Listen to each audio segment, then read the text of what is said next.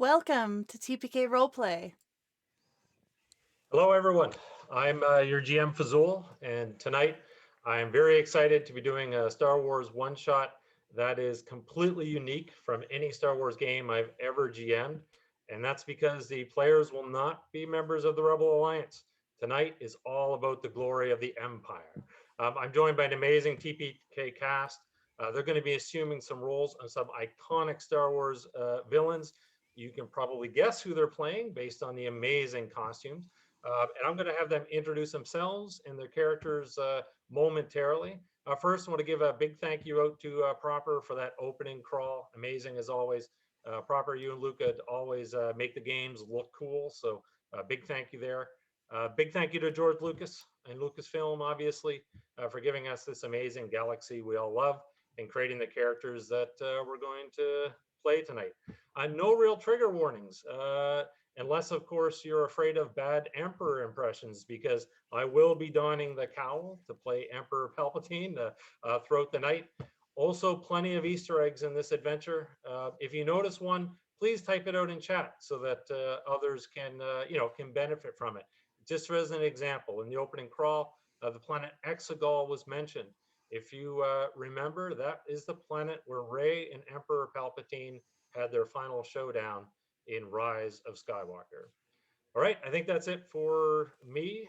Why don't we, I'll throw it over to the players. We'll do introductions, introduce yourself, your characters, I guess in the same order as overlay. So Luca, I guess you're up first. Hi, I am Luca Locke, and tonight I am playing Mara Jade, Hand of the Emperor. Hello, I am Turk. I'll be playing Admiral Thrawn of the Chiss Ascendancy and Galactic Imperial Navy. Hello, I am Tyrant. I will be playing Darth Vader, Dark Lord of the Sith. Hello, I'm Ikaz the Orc, and I'm playing Boba Fett, Bounty Hunter Extraordinaire. Awesome. Thank you, everyone. Amazing, amazing costumes. So, without further ado, let's go back in time to a galaxy far, far away. Opening scene. We are in the Vandaren system. 3 Star Destroyers appear as they approach the planet. The Vandarian are renowned for their stoicism and military discipline. They have, in fact, destroyed the ISD Rager. So Admiral Thrawn, in command of the Chimera and leading a task force, including the ISD Colossus and Engager, are arriving in the system in order to quell the rebellion.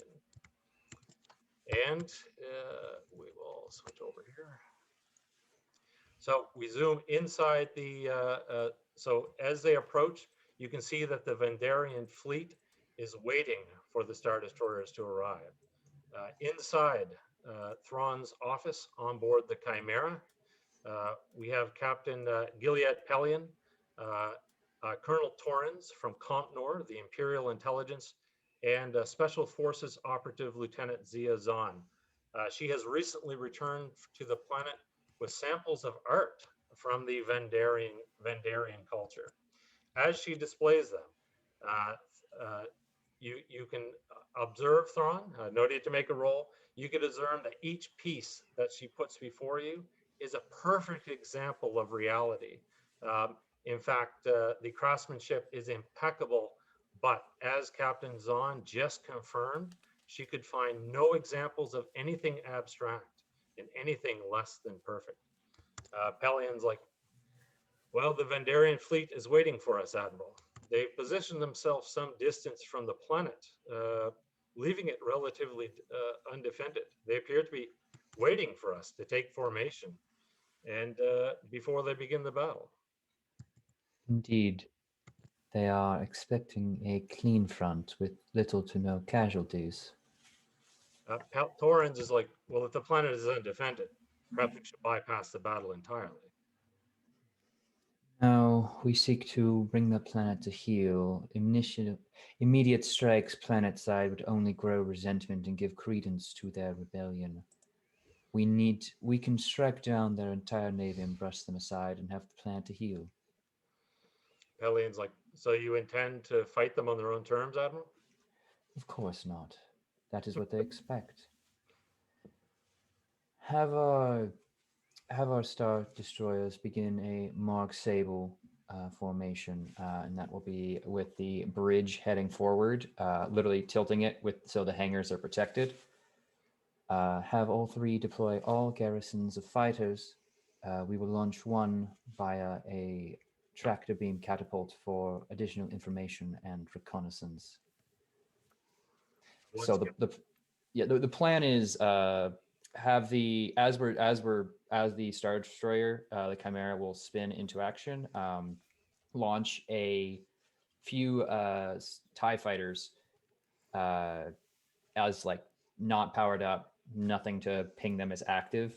Use the tractor beam at the front of the ship, and as we're kind of tilting and adjusting, use it to catapult them forward in the vacuum of space. Turn off and then fully start moving in, deploying the rest of them, so we can more accurately get our positional data, as well as blending in, hopefully, amongst of course, Admiral. I will inform the other Star Destroyers immediately. Pelion will salute, and he walks out the door.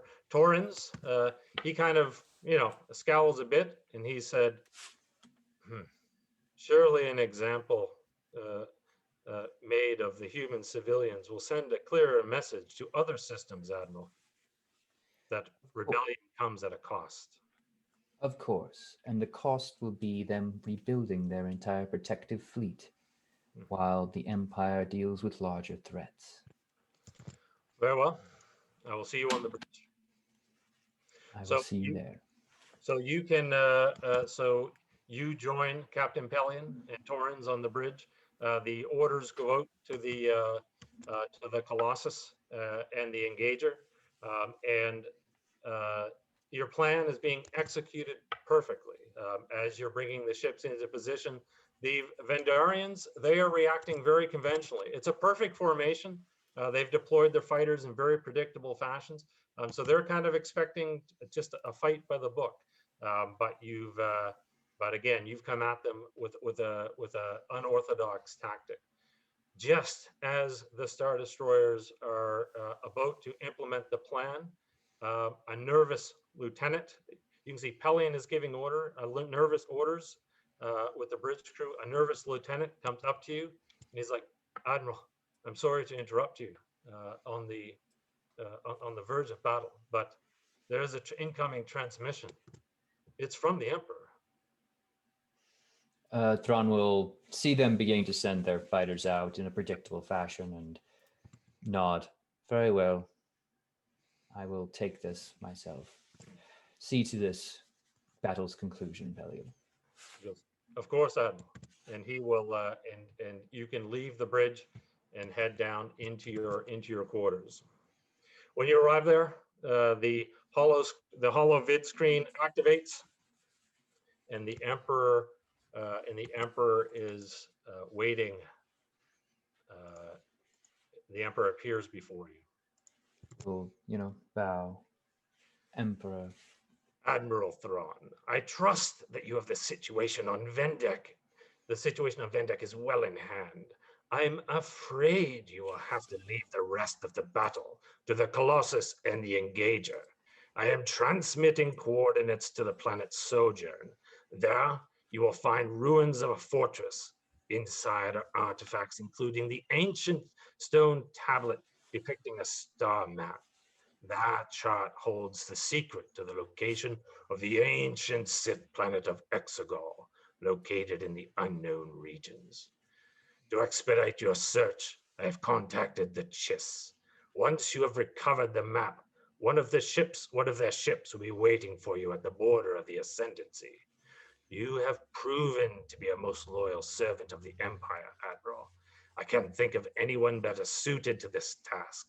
However, to ensure your success, you will rendezvous with the Devastator. Lord Vader and some of my elite operatives will be accompanying you.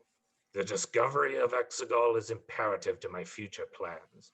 Together, we will bring order to the galaxy and restore peace and prosperity. Of course, my emperor. I will see to it at once.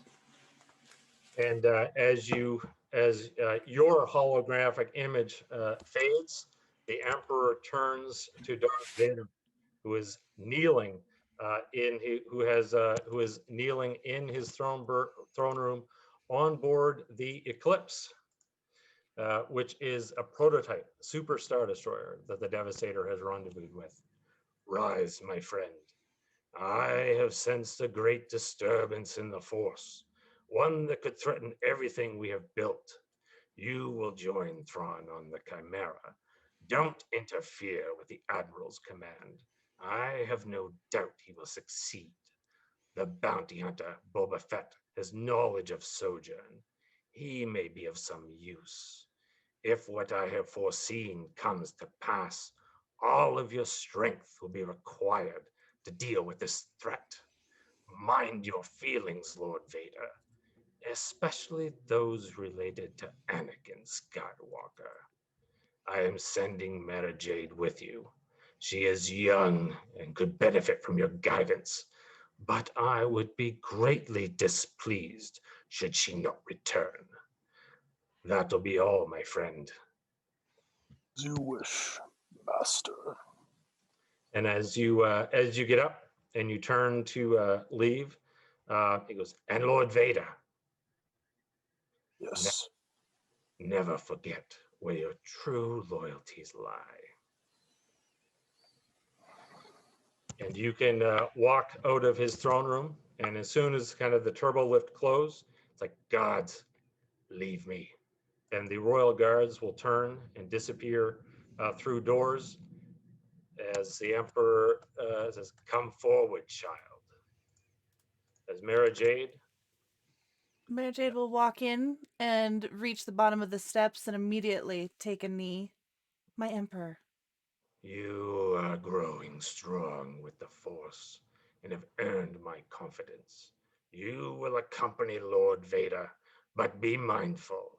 You should never allow yourself to be haunted by ghosts of those long dead.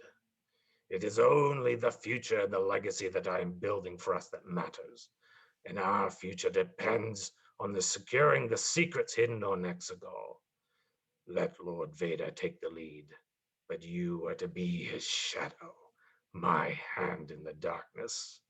Should Lord Vader fail, I trust you will not. Now go, my child, and make your emperor proud. I will, master. And she will bow even deeper and then stand before leaving.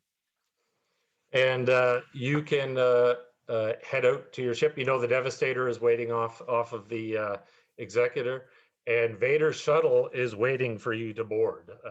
So as you enter, you know what? I have no idea what Darth Vader does during flights. Does he just sit still silently? But as you enter the shuttle, Vader is waiting, probably alone in the passenger compartment. Vader.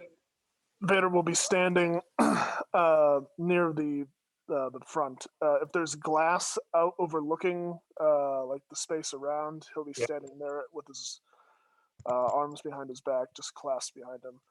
And as Mara Jade enters, she'll only get like a slight incline of the head.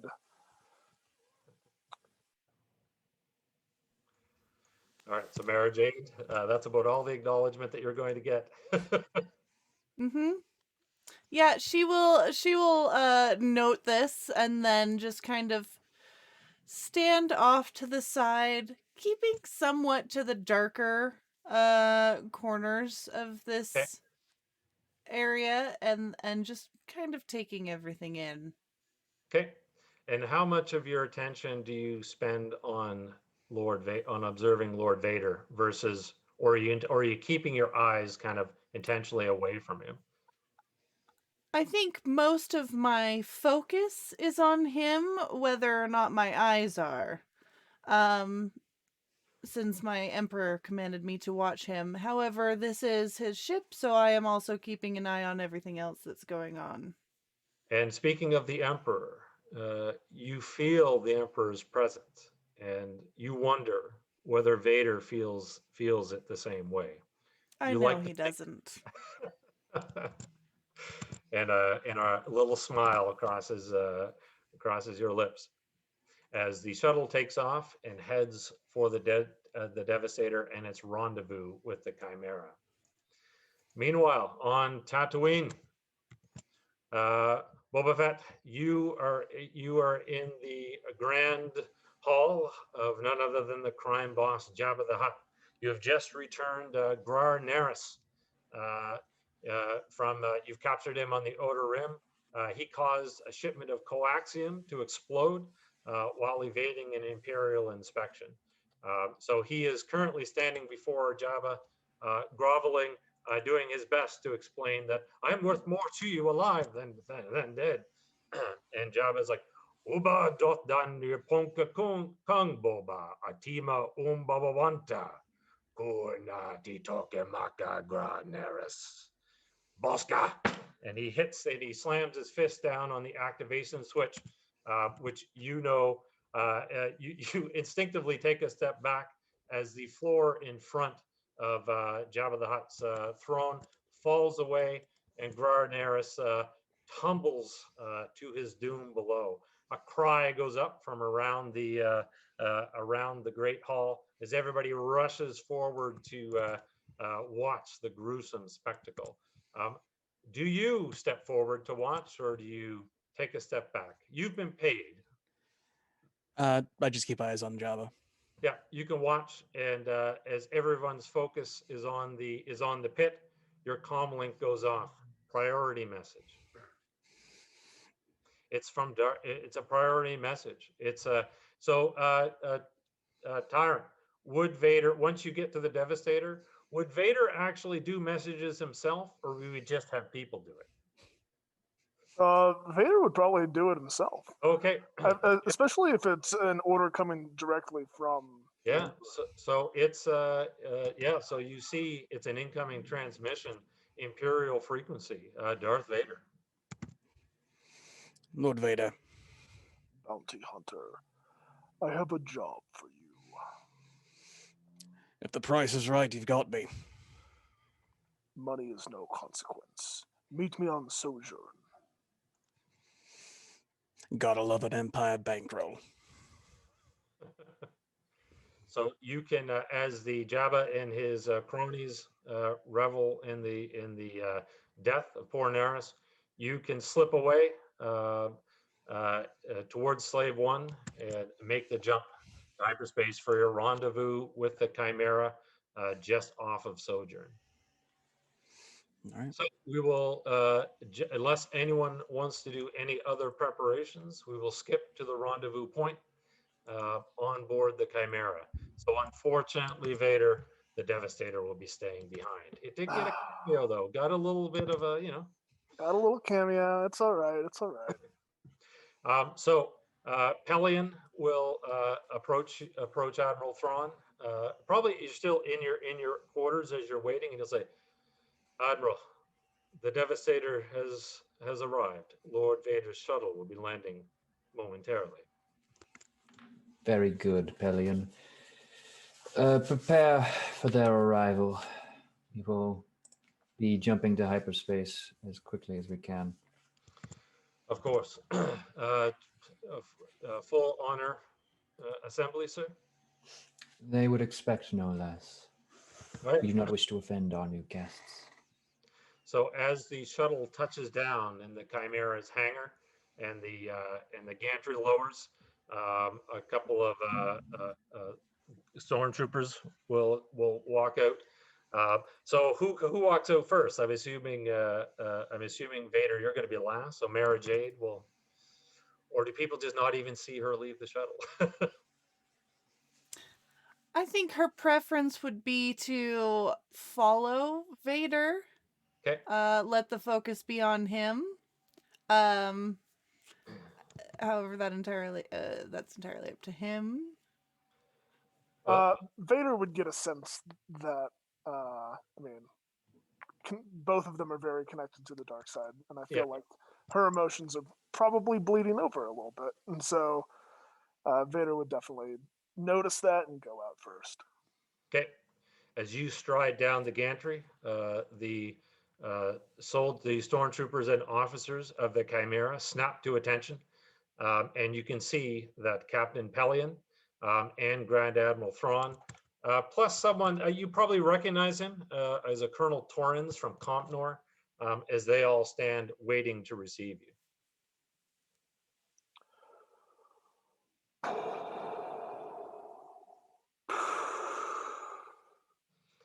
Pelion will be the first to step forward. He's like, "Welcome aboard the Chimera, Lord Vader." Then he'll Vader will put a hand up and just kind of dismiss him, motion him to the side. and he will promptly step to the side.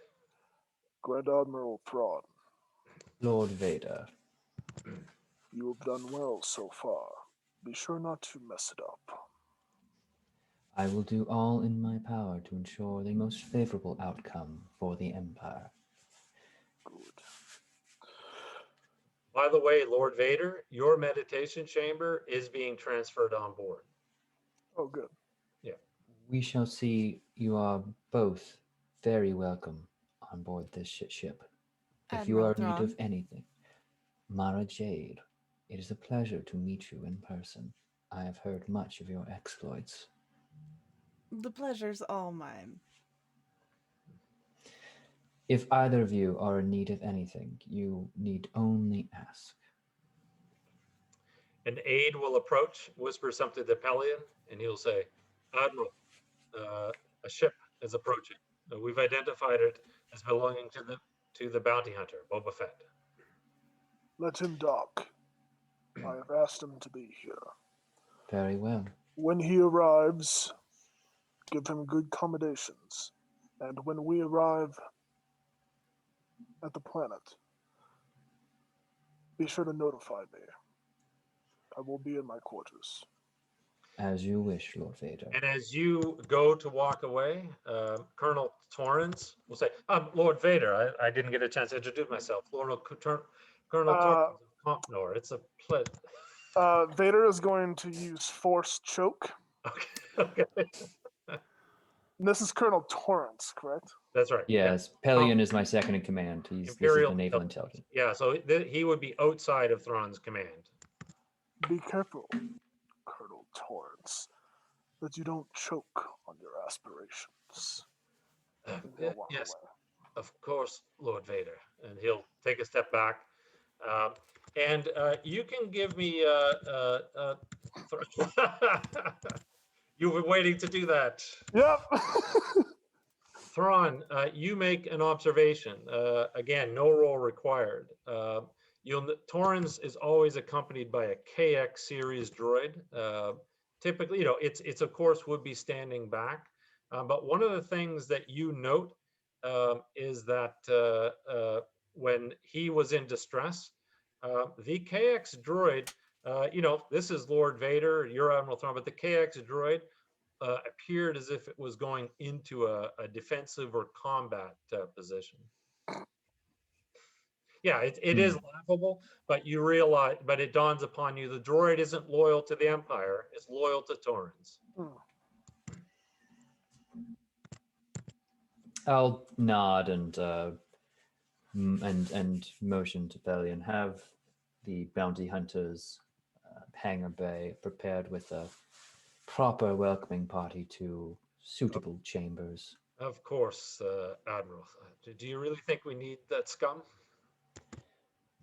It is not my place to say what we do and do not need. If Lord Vader feels his presence necessary, then his presence is necessary for Lord Vader's benefit. Of course. And he will nod and make sure preparations are made. So Slave One, or Boba Fett, you can be coming into the hangar. Vader has left. The troops have dispersed. I'm assuming there's no honor reception for Fett. No, there's a small, landing crew, and of course the ensign officer ready to. And I'm assuming you're not there. So you. No, I have other things to attend to, like making sure this battle on Federan is still. Yeah, so you might want to follow up. Yeah, you can follow up with that. So GM, Mara, could I wait around and receive him? you Since could. Vader Yep. called him You, in. you can stand there. You will note that Colonel Torrens, after he kind of recovers and a few ums, he looks over at you, and you can tell he's debating in his mind. Should I try this again, and approach you? So you kind of meet his gaze. Do you give him Colonel a Torrens, was it? yes? I'm graduated top of my class, Coruscant Academy, Compnor, Imperial Intelligence. You'll find that given a chance, I can prove to be quite useful. We shall see. Hmm. That's quite a droid you have there. I see how ready he was to leap to your defense. Well, yes. This is dangerous. This is a dangerous business we're in, is it not? It's a dangerous business for him. I don't know how well he would do against Darth Vader.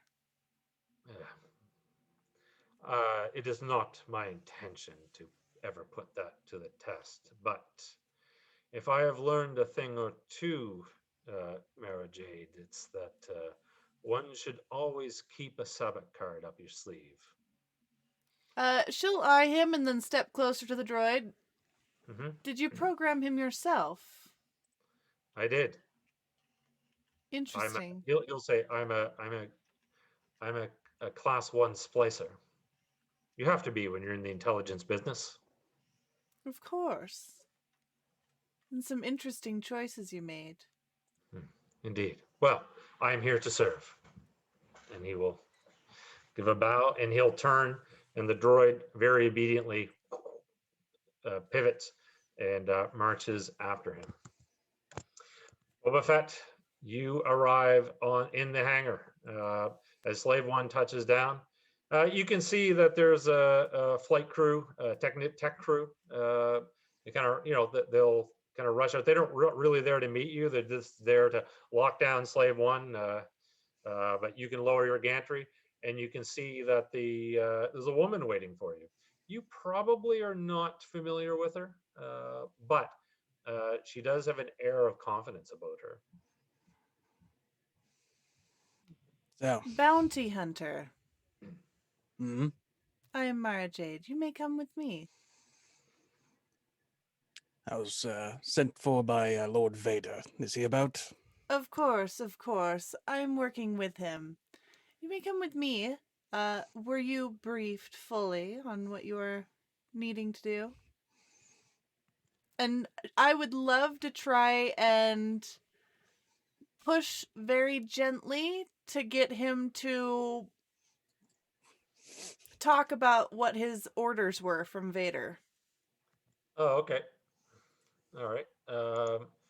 Subtleness. So if you actually, if you actually want to make a roll, you could use charm, bargain, con. You could use any of those kind of personality skills. Now, being another player, Boba Fett, he could make the similar. He could make a similar, like a willpower roll. Okay. Yeah, I mean, I would be using the Force to just kind of very gently nudge. Okay, so you're actually going to try and use mind trick. It'd be like Yeah, an effect mind roll. yeah. Yeah, absolutely. So Boba Fett, give me a willpower roll, please. If I can find that here on my That's sheet. Boba Fett. Yeah, so underneath personality for Mara Jade, you might as well roll the force. So 5d plus 3. Okay. And you're going to roll your willpower, Boba Fett. You're pretty strong-willed, if I recall, but I knew we would eventually have some player against player rolls. I did not know it would be within the first 15 minutes, basically. Oh yeah. Hey, I don't know the Force. Hey. Okay, so 27 plus 3, so 30, and even 30. all right. So go ahead, Boba Fett. I got a 33. Oh, so here's what you get. So you do feel, listen, you like her. I mean, she appears to be, like I said, she's very confident. You have a knack for sizing people up. I mean, you have to in your business, and you know when people are dangerous. And this woman is dangerous.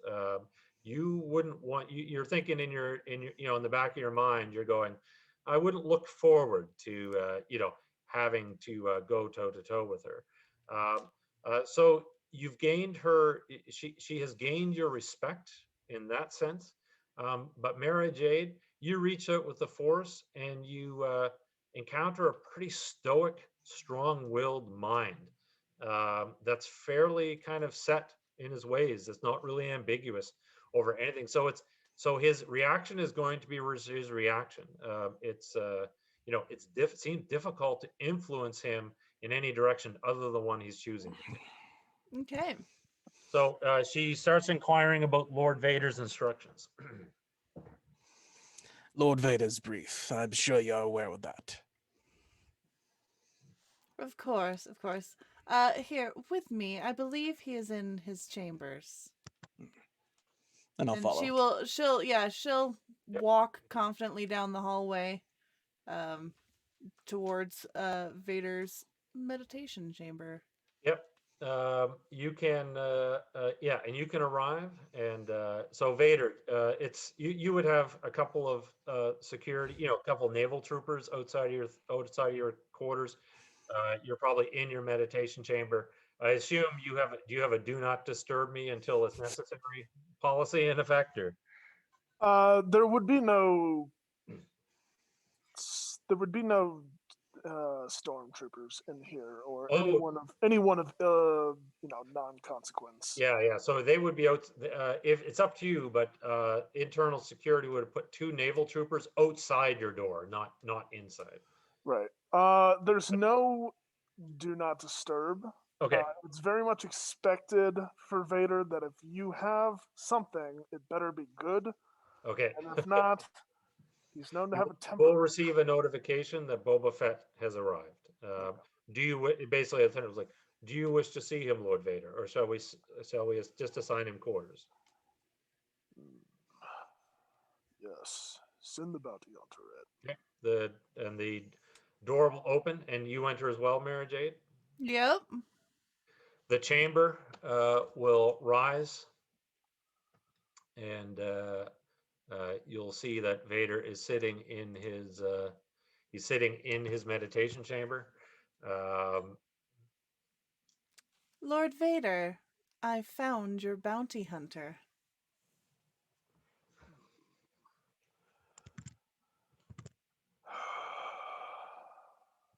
Mara Jade, I did not expect to see you. Clever.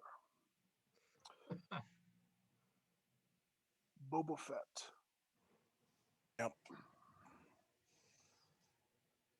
We are here to find an ancient tablet of sorts. A star map. The Emperor deems it extremely valuable to our cause. Therefore, us three, are here to make sure Admiral Thrawn's plans go according.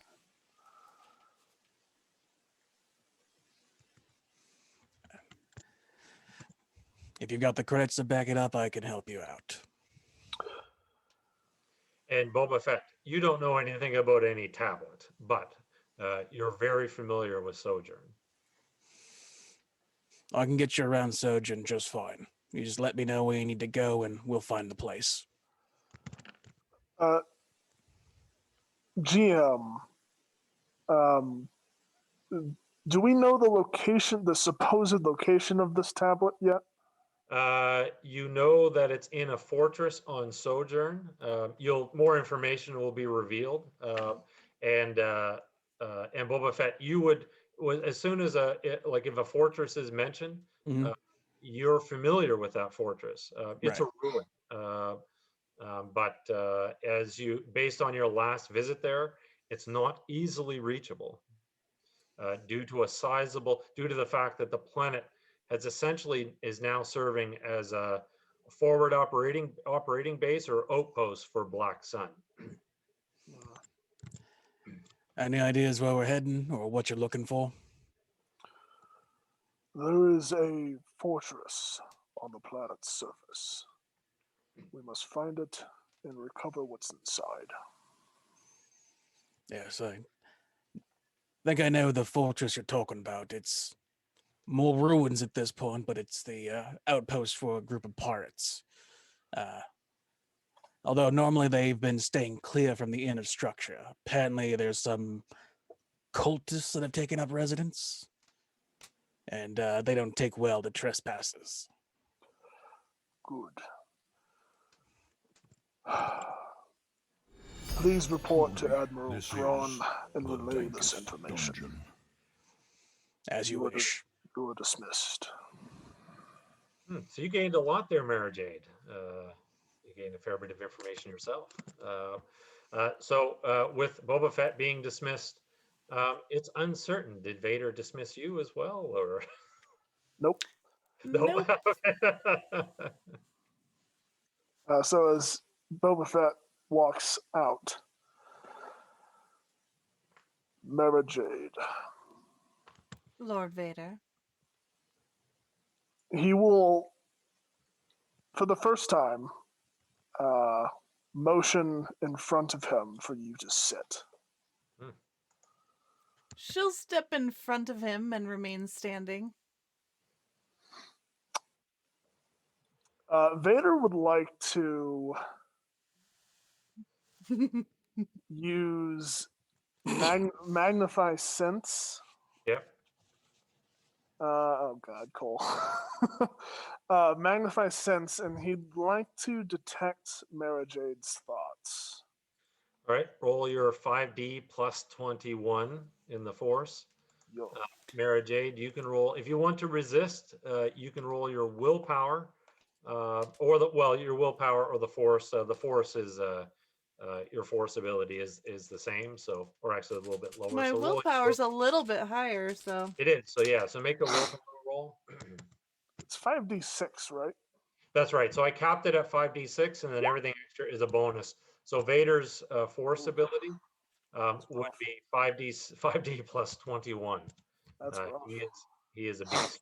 That's a real bad roll for 5d plus 21. Oof. 29.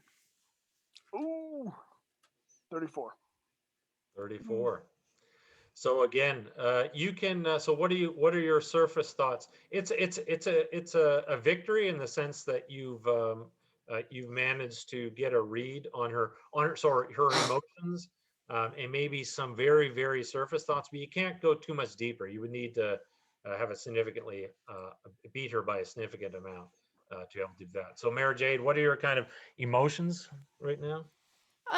There's a certain competitive edge currently on the surface of her emotions. I'm feeling a little bristly that he is even here for this. Okay. Usually I am sent out on these sorts of things and he just rots away in his meditation chamber being useless. So Is there any fear? no, there's not so much fear, just a lot of ambition. Yeah. And a sense of I should like be in it. yeah, very bristly, like I should be Okay. the only one out All here. right, Vader, what do you do with that? Vader will stand and slowly walk up so that he is towering down above her. She reminds you a bit of someone you used to know, someone who was brash and arrogant.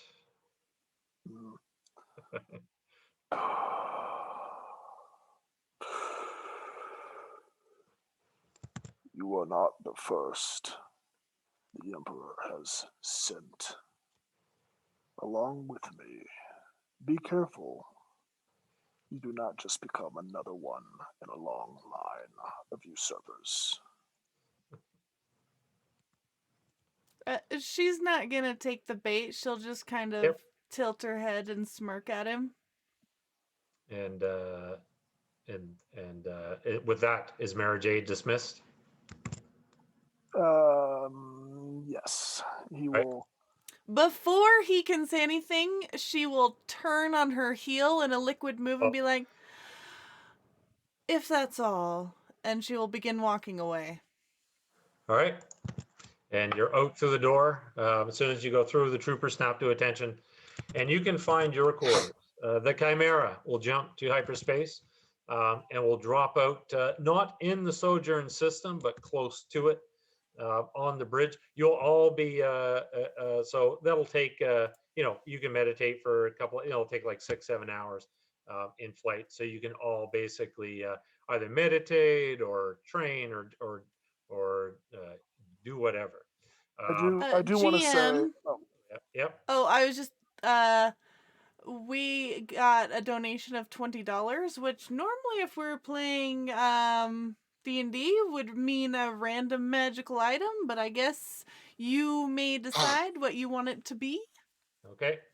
All right. Leave it with me. Thank you very much. That's really appreciated. It was just for the Empire. Yeah. As all donations should be. Remember, taxation creates a prosperous system and ensures a stormtrooper garrison on your planet. After Mara Jade leaves the meditation chamber and the room proper, Darth Vader will watch her leave, and then turn around and sit down to meditate.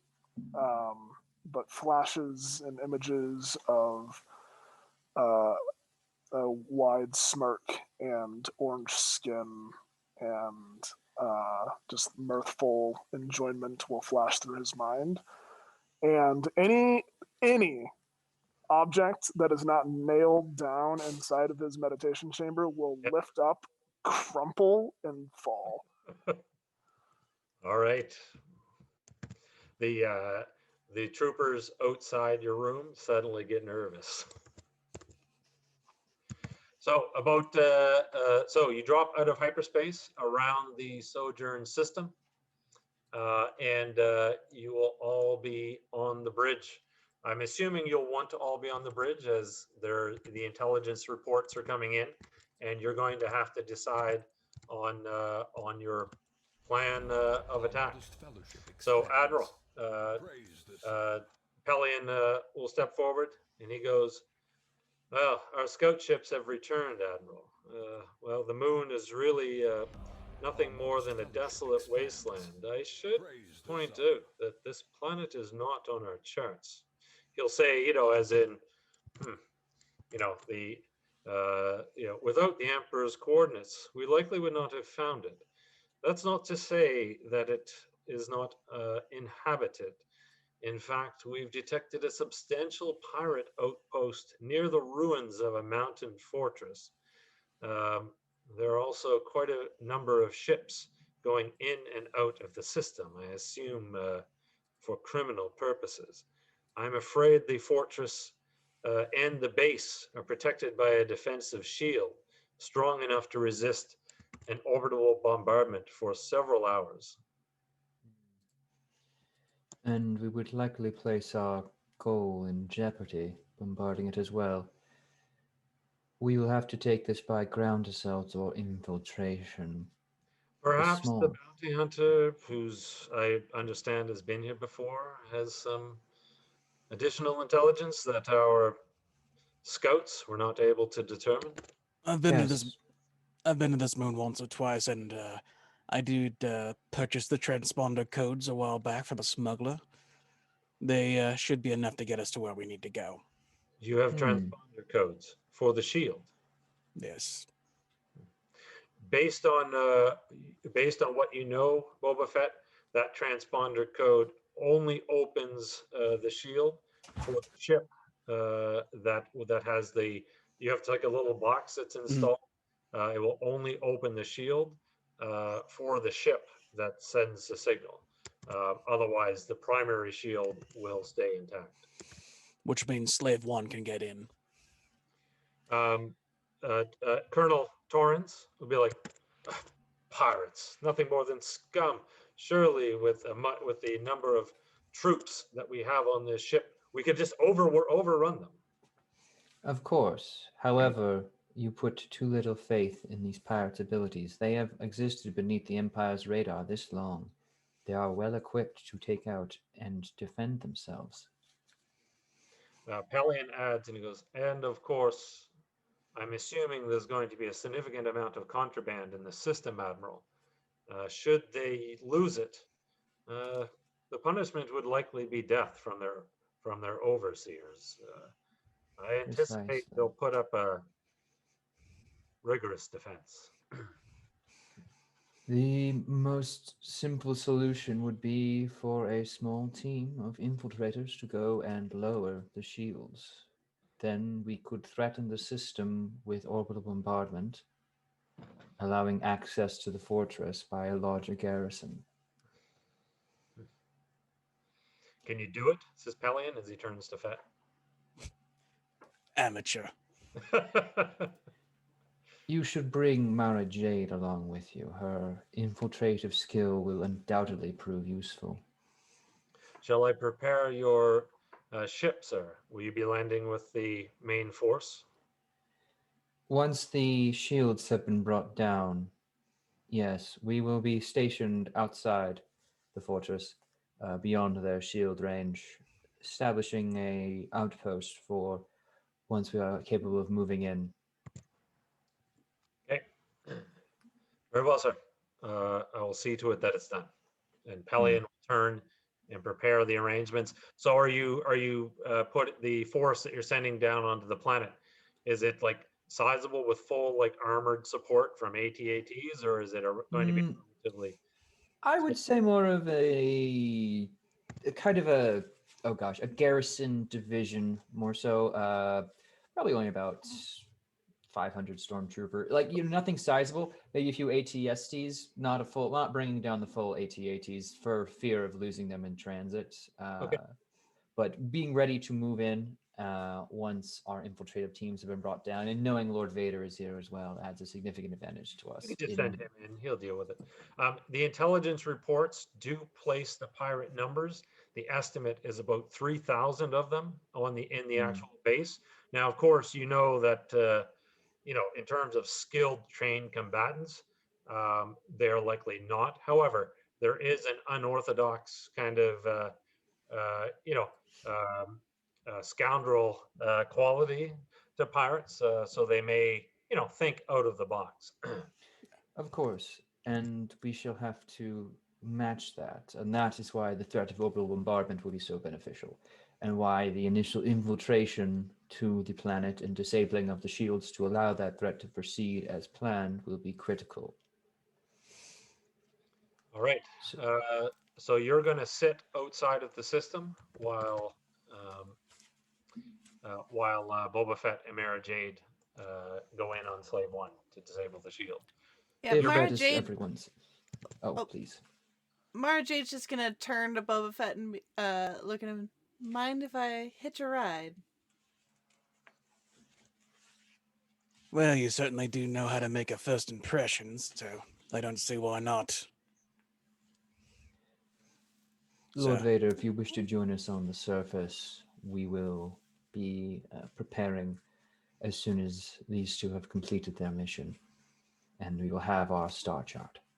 Of course. Boba Fett. Yes. Vader will pull out a comm link, just a personal between you and him. Let me know if she does anything untoward. You're in charge. Did you just say that within earshot of me? Yes. Okay, she's just gonna kind of bark out a laugh at that. As you wish. I gotta watch it because before this game ends, it's going to be like, all right, let's roll initiative, throw down. So you and Boba Fett can head to Slave One, and the Chimera will position itself so that it can jump into the Sojourn system. On basically once they receive your signal that the shield generator is down, you can drop into the system pretty much instantaneously. So you can get on board. Boba Fett's ship is quite unique. It's an older style vessel. It probably predates the Clone Wars, but it appears to be quite capable. So if does anyone want to do anything else before? So the Slave One will depart, make the jump to hyperspace. Any other preparations before you execute your plan? Yes. Vader, as they're preparing to leave, Yeah. is going to cast about towards the planet and is going to see if there's any large amounts of force sensitivity on the planet's Oh, surface. yeah, give me a force roll. See if I can roll a little better this time. It's 5d6 plus 21. So Mara Jade, so as you board Slave One and jump to hyperspace, as you approach Sojourn and drop out, you can see the planet kind of loom in front of you. The Emperor's presence that you normally kind of feel it there retreats, and that's an appropriate word. It retreats, as in like he intentionally pulls back. Intentionally. Yeah.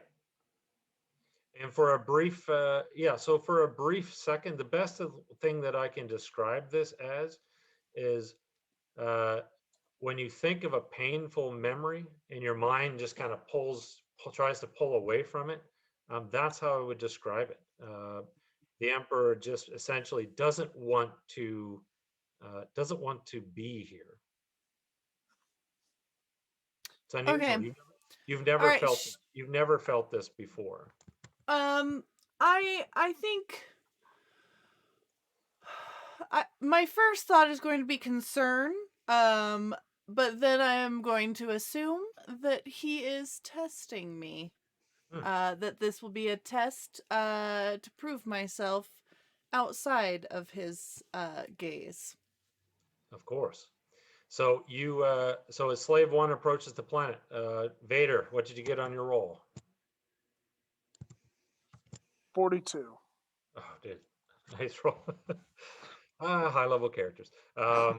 Just for chat's reference, when you're normally playing this with normal characters, the difficulties for an average something average is 10. But it can get as high as 50 or 30 is considered a near impossible roll. So Vader essentially just aced that, no surprise. So you reach out with the Force, you calm your mind. As your mind, as you basically probe the planet Sojourn, you can feel its desolation. It was once a more a living world with plenty of wildlife, but it's suffered quite catastrophe, intentional catastrophe. You sense fire and death came to the planet. And then there's a spot on the planet which is cold and dark. You do sense the dark side, but it is a lingering. It is like a lingering ghost or phantom of a presence, non-active. So just as a point of comparison, it would be like the tree on Dagobah that Luke goes into, in the sense that it's a place that is strong with the dark side, but you don't actually detect like a dark side user or a Force user on the planet. Okay. And knowing where, because I'm assuming Boba Fett gave us like the general area of where the That's right. fortress is. Yep. Using Vader's instinctive navigation, where he basically uses the Force to know exactly where he's going all the time. Oh yeah, yeah. Would I know if that kind of lingering dark side energy is near the fortress? It is in the center of the fortress. Perfect. Okay. Yeah. Which is also where Boba Fett said that the pirates avoided it because of some strange cultists. Now, interestingly, you are not, like I said, if there's cultists there, they're not force users. Okay.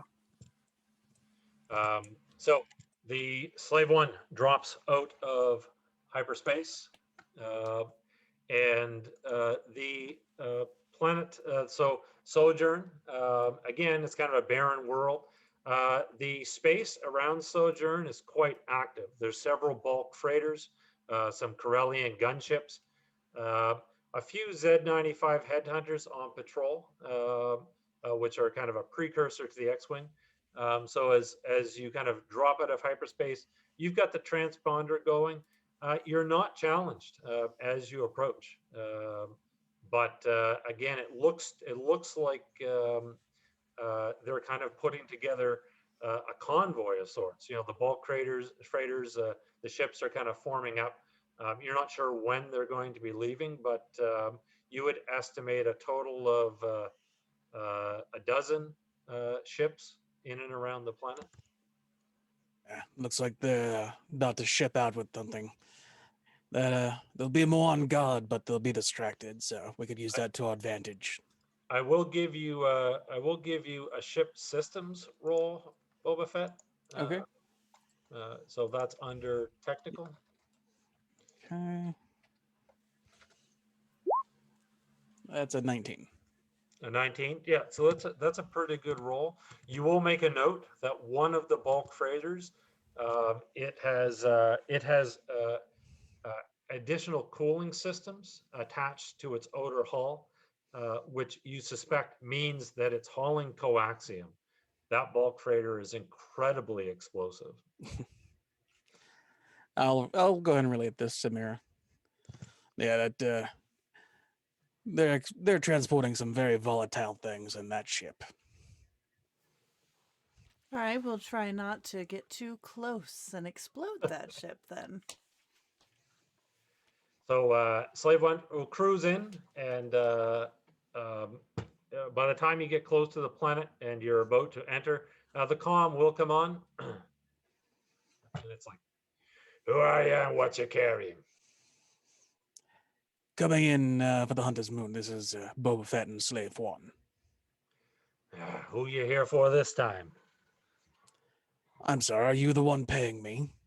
He goes, "No, but I might be the one who's about to lose a good worker if you're going to haul him in. If you're going to profit, I'm going to profit. Landing area. Follow the beacon into the landing area. I'll have someone waiting for you. I expect to be paid." You can expect all you want. Boba out. And you can, so despite the kind of gruff interchange or gruff exchange, your approach to the planet is relatively unchallenged.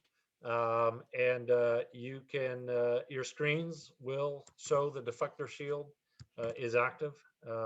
You can make, again, you probably don't have to make a roll to detect the deflector, the generators themselves, as they would be probably relatively prominent.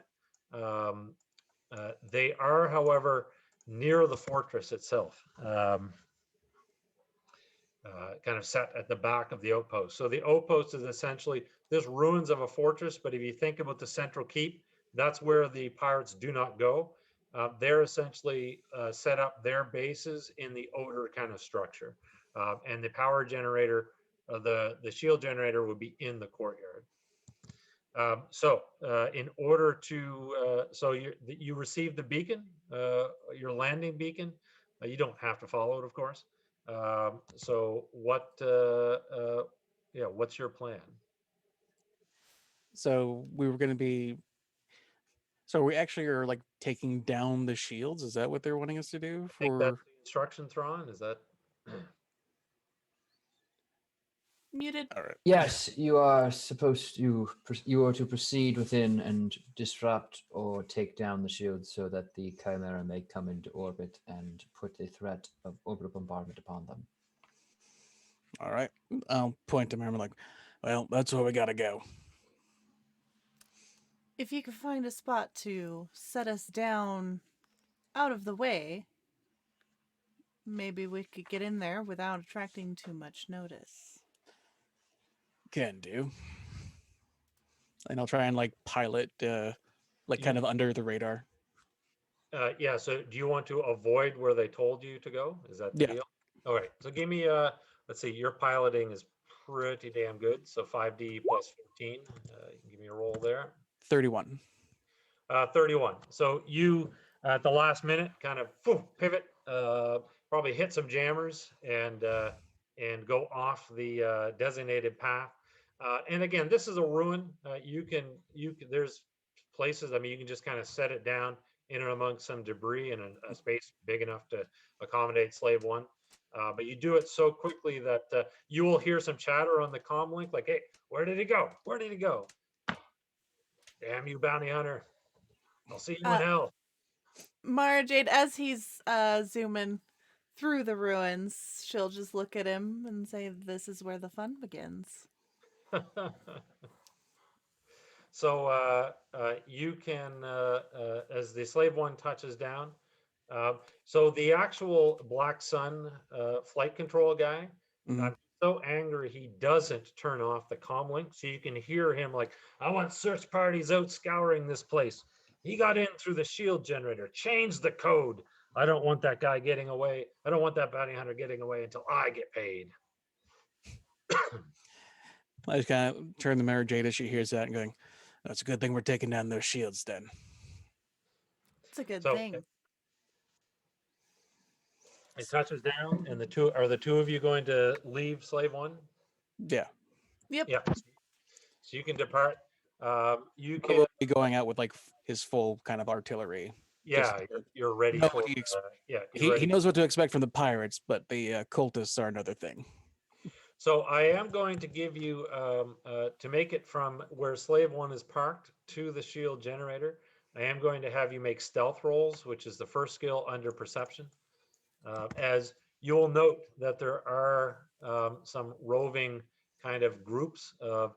I'll bring this over here in anticipation of the potential ground assault. You will note that there are some walkers moving about. These essentially pod walkers moving about the area. But there are kind of groups of half a dozen kind of mercenaries and other scum moving about the ruins, basically searching for you. I got a There we go, that's 26. better. And I got a 33. 26 and a 33. All right. So I have my average scum has 3 die in search. So I would say You it's could get an 18 it's and still fail. That's right. So these guys, they do their best. Damn it! They're like, they're going about. Did you see anything? No, nothing. Search over in section 2. So you're both kind of maneuvering through the ruins.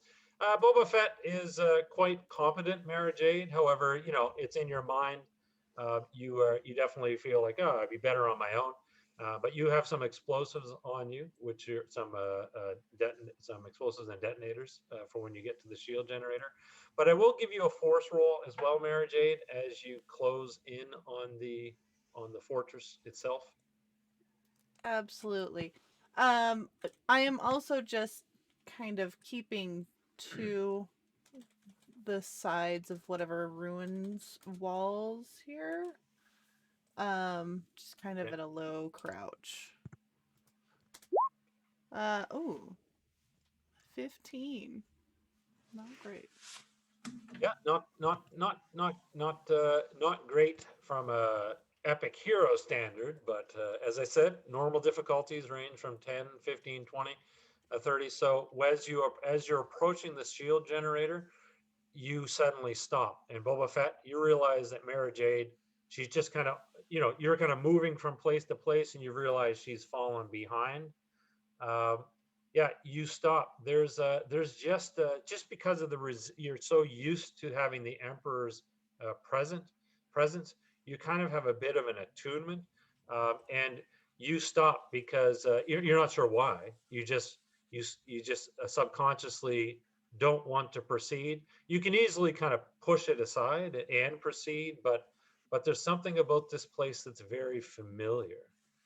And like Vader, you can sense that there's residual dark side energies here. Okay, stopped and kind of just in a lower crouch. Yeah. I feel like I would not dismiss this immediately, since I do believe that I am being tested by my emperor. I am going to reach out and just kind of prod at this. Okay, give me another roll. Again, if you want to use a force point, you can. You don't have to, or if you Yeah, want to use I'll use a force point. okay, that gives you an automatic plus 20 Okay. to your roll. So Let's Boba see Fett, here. Mara Jade is no longer following you. Do you stop or do you continue? I'll kind of like say to her like, "Move it, girl. The pirate patrols are sloppy, but they'll see you if you're sticking out like a sore thumb." 41. And I will 40. just ignore him. Okay. You concentrate, reach out with the force beyond the shield generator into the fortress, deep inside. And again, you feel you're kind of, there's some resistance, and the resistance isn't coming from something resisting you. It's yourself, resisting going any further. But there is a familiarity about this place. And in fact, you sense that some of the residual dark side energy is from Palpatine. It's from the Emperor. He dwelled here for not an insignificant amount of time. This is his sanctum. And a word, you find yourself whispering a single word, Plagueis. Darth Plagueis. Okay. Having sensed all of that, I will kind of come back to the moment. So you realize this is where Palpatine trained when he was like you. The ambitious part of me is going to get really excited at this. That he has sent me here to where he has trained. Like, this is it. Yet this is a painful place for him. I feel like I am going to get a little bit of like hungry with ambition and desire to Okay. prove myself. But I will come back to the moment and I will turn my head to Boba Fett and let's continue. Okay. So as you approach the seal generator, you can see that there are some pirates guarding it. You can actually hear them.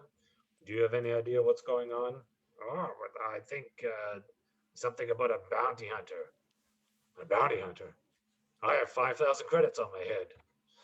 I'm leaving. And he goes, well, we're supposed to watch the generator. I don't care. That bounty hunter's here for someone. It isn't going to be me.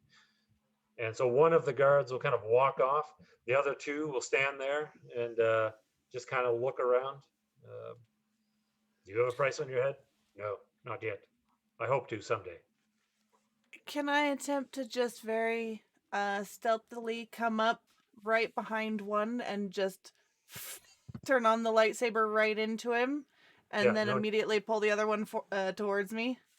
No need to make a roll. Yeah. So you, like I said, they don't really have the ability to roll as high as you. So you kind of slip between underneath the generator, move from shadow to shadow, and as they're kind of staring at each other, one guy gets both of them get a really puzzled look on their faces because one of them is looking at the lightsaber coming through their back, out their chest, and the other one is seeing this happen. So when you say pull them towards, is that like physically or with the force? Yeah, basically I'm just gonna right through this one guy and while they're standing, I'm gonna retract it, let him drop and like force pull the one to me and slice at the same time. And they're both down. Boba Fett? Yeah, so you didn't realize that probably up until now that this person was a lightsaber user. You are familiar with them, Probably Mhm. more so from your younger days as a child, but very impressive. Well, blasting might not be showy, but it's just as effective. So let me So know if you need me to take care of something. uh, you can set the, well, some guy just walked away. He's worth 5,000 credits. You could. I make a mental note. Come back for you him later. so you set the detonator charges, and then I'm assuming you get the hell out of there. Yes. Yes. The question is, are you going back to Slave One, or are you going somewhere else? I think they would meet us here. Yeah. So you're gonna. I guess are you While going? we wait for their descent, though, I am going to try and go further towards this area that I'm sensing. Okay. So Boba Fett, are you going with her? I just say, I thought you Sith type was supposed to be more focused. They're coming down, and we'll deal with that then. Meanwhile, I'd like to look around before it gets too busy down here. You suit yourself. I'll keep an eye out for the others. This is Admiral Thrawn. Have you completed your mission? 3, 2, 1. And the shield generator is gone. Jump in. The Chimera drops out of hyperspace. The planet looms ahead. Immediately, the ships in orbit react. The bulk freighters, as you would know, Thrawn, they take a while to spool up to make the jump to hyperspace. But whatever is on them must be incredibly valuable. Pelion kind of gives a smirk and he says, Admiral, they're deploying gunships and Z-95 headhunters. They're coming straight for us. Thrawn, if you Right. might be of interest, one of those freighters is carrying some quite explosive material. Indeed, and expensive. Direct all firepower on the freighters. We remove their reason to stay, remove the opposition itself. Ah, very nice. If I had inspiration points, I'd be cannon them up. Direct all fire on the bulk freighters. So as the Chimera approaches, the Z-95s, the turbo laser cannons open fire, and they're kind of just bypassing the Z-95, slamming into the bulk freighters. Unfortunately, these things are huge, but unfortunately, they're not combat vessels. And the one that's carrying the coaxium, as soon as there is one detonation, it just there's kind of a chain reaction, and the explosion is huge. In fact, the explosion envelops a lot of the surrounding ships, and just as you predicted, Thrawn, the Z-95 headhunters and some of the gunboats, they start to basically disperse. They're basically, and not in any orderly fashion. They're just basically like, retreat, retreat, and essentially they're going off in all different directions. Pelion turns and it'll go, should we target the fleeing ships, Captain or Admiral? Unnecessary. They are not our primary task at this time. The colonel will say, Colonel Torrens, he's like, the more, with all due respect, Admiral, the more scum we wipe out today, the less we'll have to deal with tomorrow. Yes, our primary objective, however, by the Emperor, is to secure this planet. Those fighters are no longer considered combatants. We would waste resources that could be better spent elsewhere. Of course, Admiral. Your judgment is sound, as always. Boba Fett and Mara Jade, do you have a read on the current ground situation? Are the forces dispersing, or do they retain some level of defiance? On the ground, it's absolute chaos. So a klaxon starts to go off. There's pirates running everywhere. Some people are scrambling to ships. Others are trying to load things on speeders. Some are even just like there are some anti-aircraft batteries. Some are just opening fire, even though there's as of yet no ships. It's quite disarray. However, there appears to be a defense being mounted around the perimeter of the outpost. So essentially, they're digging in. Many of the rats are fleeing the ship, but the outpost is holding steady. They look like they want to fight. Yeah, you surmise that. So there's Black Sun operatives here, and then there is all of the smugglers and pirates. The smugglers and pirates are the ones that are panicking. You'll note that the Black Sun agents are acting as if they've been trained for this situation. Yeah, the Black Sun cartel seems to be expecting a fight, and they think they knew what they're doing. Expected. Colonel Torrance, perhaps you'll get some of your wishes anyway. We shall prepare a landing party. Notify Lord Vader he will wish to descend as close to this monastery fortress as possible. In the meantime, focus all bombardments on their defensive positions. Scatter them into the city and continue from there. Boba Fett and Jade, proceed to the objective. You are going to come into a line of fire if you remain. I assume your transponder is still pushing the old code out. I believe they've wiped my code at this point, based on recent events. But it is still sending out this older version. You can find it. We will do what we can to avoid striking it. Appreciate it. So just laser gun. So as the Chimera, so basically the Chimera will move into orbit. The pirate ships have, the ones that survived the coaxium explosion, they're fleeing. They've fled the system, making the jump to hyperspace. The Z-95 headhunters who are not equipped with hyperdrives, they're just literally flying out into space, picking a direction and flying out into space. Pelion will send out kind of a picket TIE fighter defense surrounding the ship as you begin firing, softening up the land targets as the shuttles and heavy machinery transports will leave the hangar and descend upon the planet.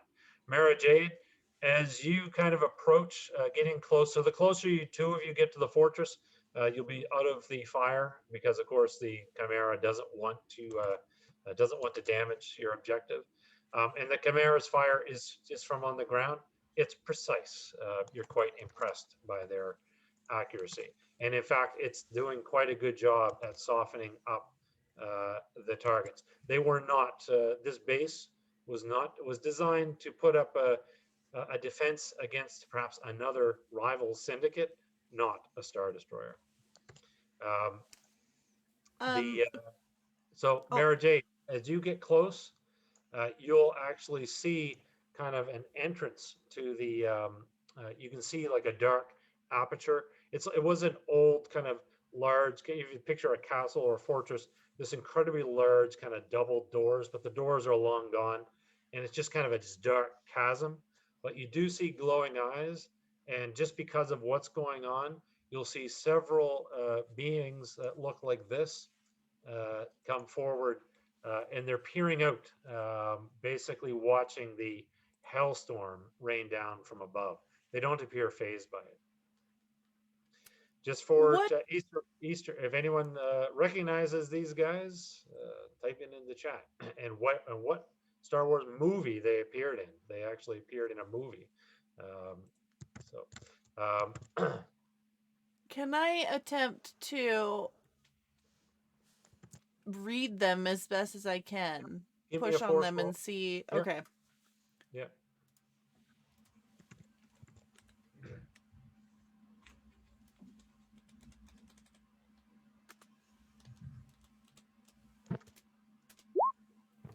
$23. So you reach out with the Force, and just like Vader sense, these are not Force users. They don't.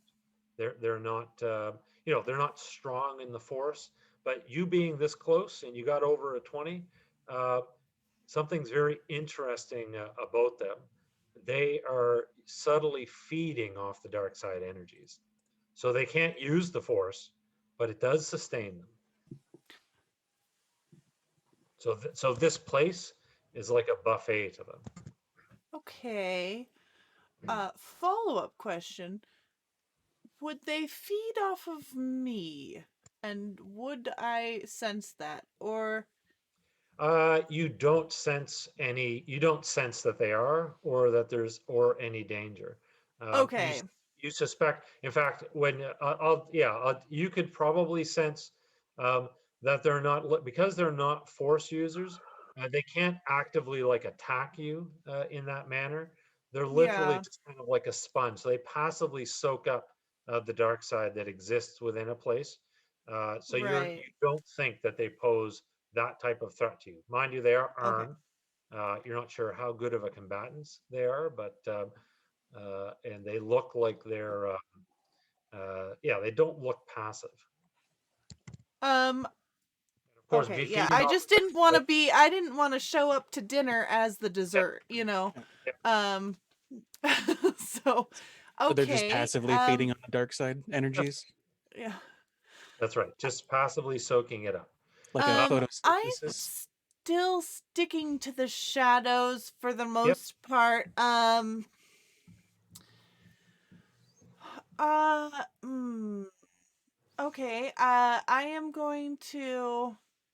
What are they doing right now, other than just kind of staring up at the They, onslaught?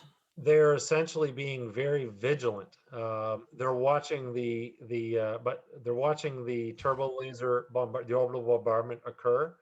But again, there's no fear. They're just kind of stoic. They're just standing there watching it impassively because of their alien kind of physiology. You can't make out any facial expressions. With the Force, I will let you sense that they are incredibly calm, and also Mm-hmm. do not. You just sense they do not fear death. Okay, I'm gonna turn back to Boba Fett. I assume these are the cultists that you mentioned. I mean, your guess is as good as mine, but makes sense.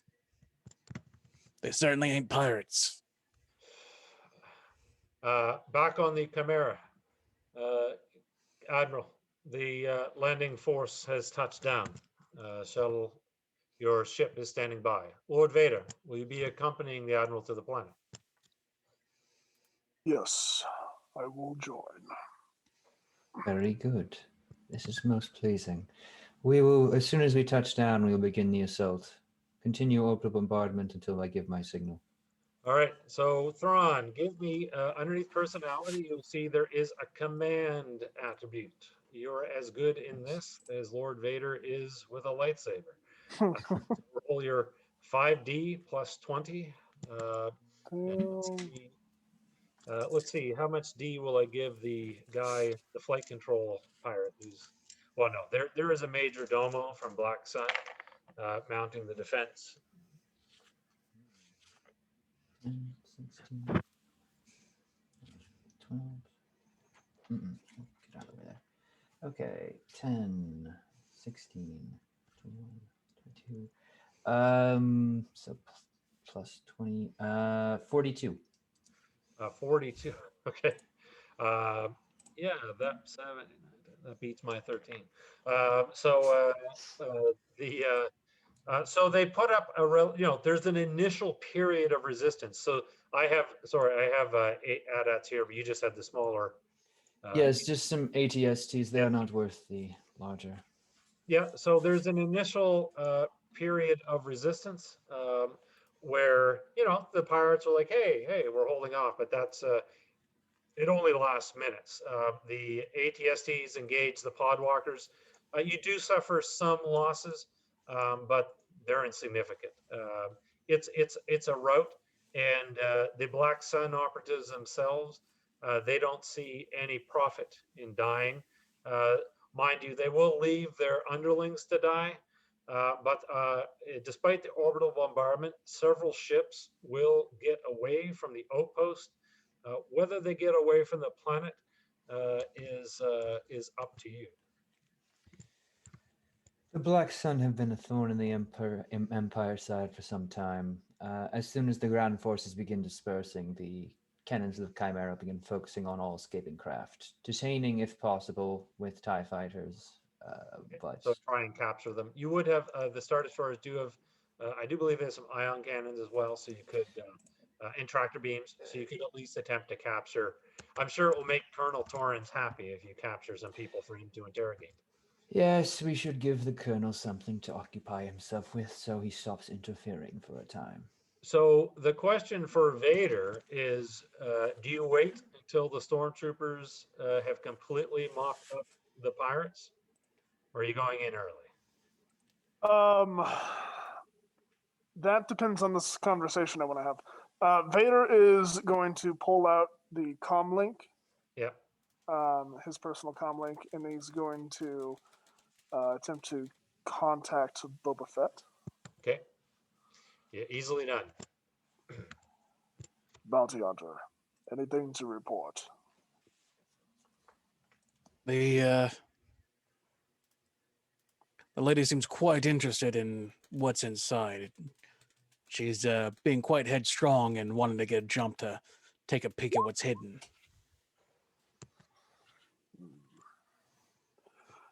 Delay her if you can, but follow if you cannot. And because of that, and Vader will just abruptly hang up. Okay. Hello? Can you hear Because me of now? that, Mara Jade being nosy, Yeah. Vader is going to rush in. Okay. So Thrawn, you can note that as soon as your shuttle touches down, Vader proceeds to the front. Now you have you're probably in. You know, Pelion would probably insist that you have your AT-AT here, so that you can. It's kind of the command AT-AT, just for safety purposes. But Vader's not sticking around, so you'll have Yes. to decide: are you going to actually risk and go to the front yourself with Vader, or are you going to wait until things are mopped up? I will leave the appropriate commands. I will oversee the initial attacks, of course, but will be within an AT-ST rather than the more cumbersome AT-AT. Okay, and you're going to head in kind of with Vader. Not directly with Vader. I trust him to handle himself, as it reminds me of another warrior I fought alongside some time ago.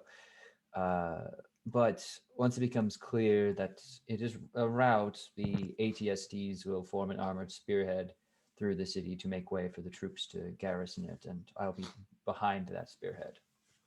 So Vader, as you arrive, there's a central boulevard through the outpost with essentially, so the buildings are more or less large containers, improvised structures, but the central boulevard, the troopers have had trouble pushing down the central boulevard because they're caught in a crossfire. There's three main structures where some Black Sun operatives are basically entrenched.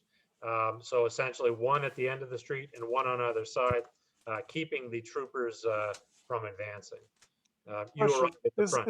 Is it day or night right now? You could have you probably would have chosen. So what would you have chosen, Admiral?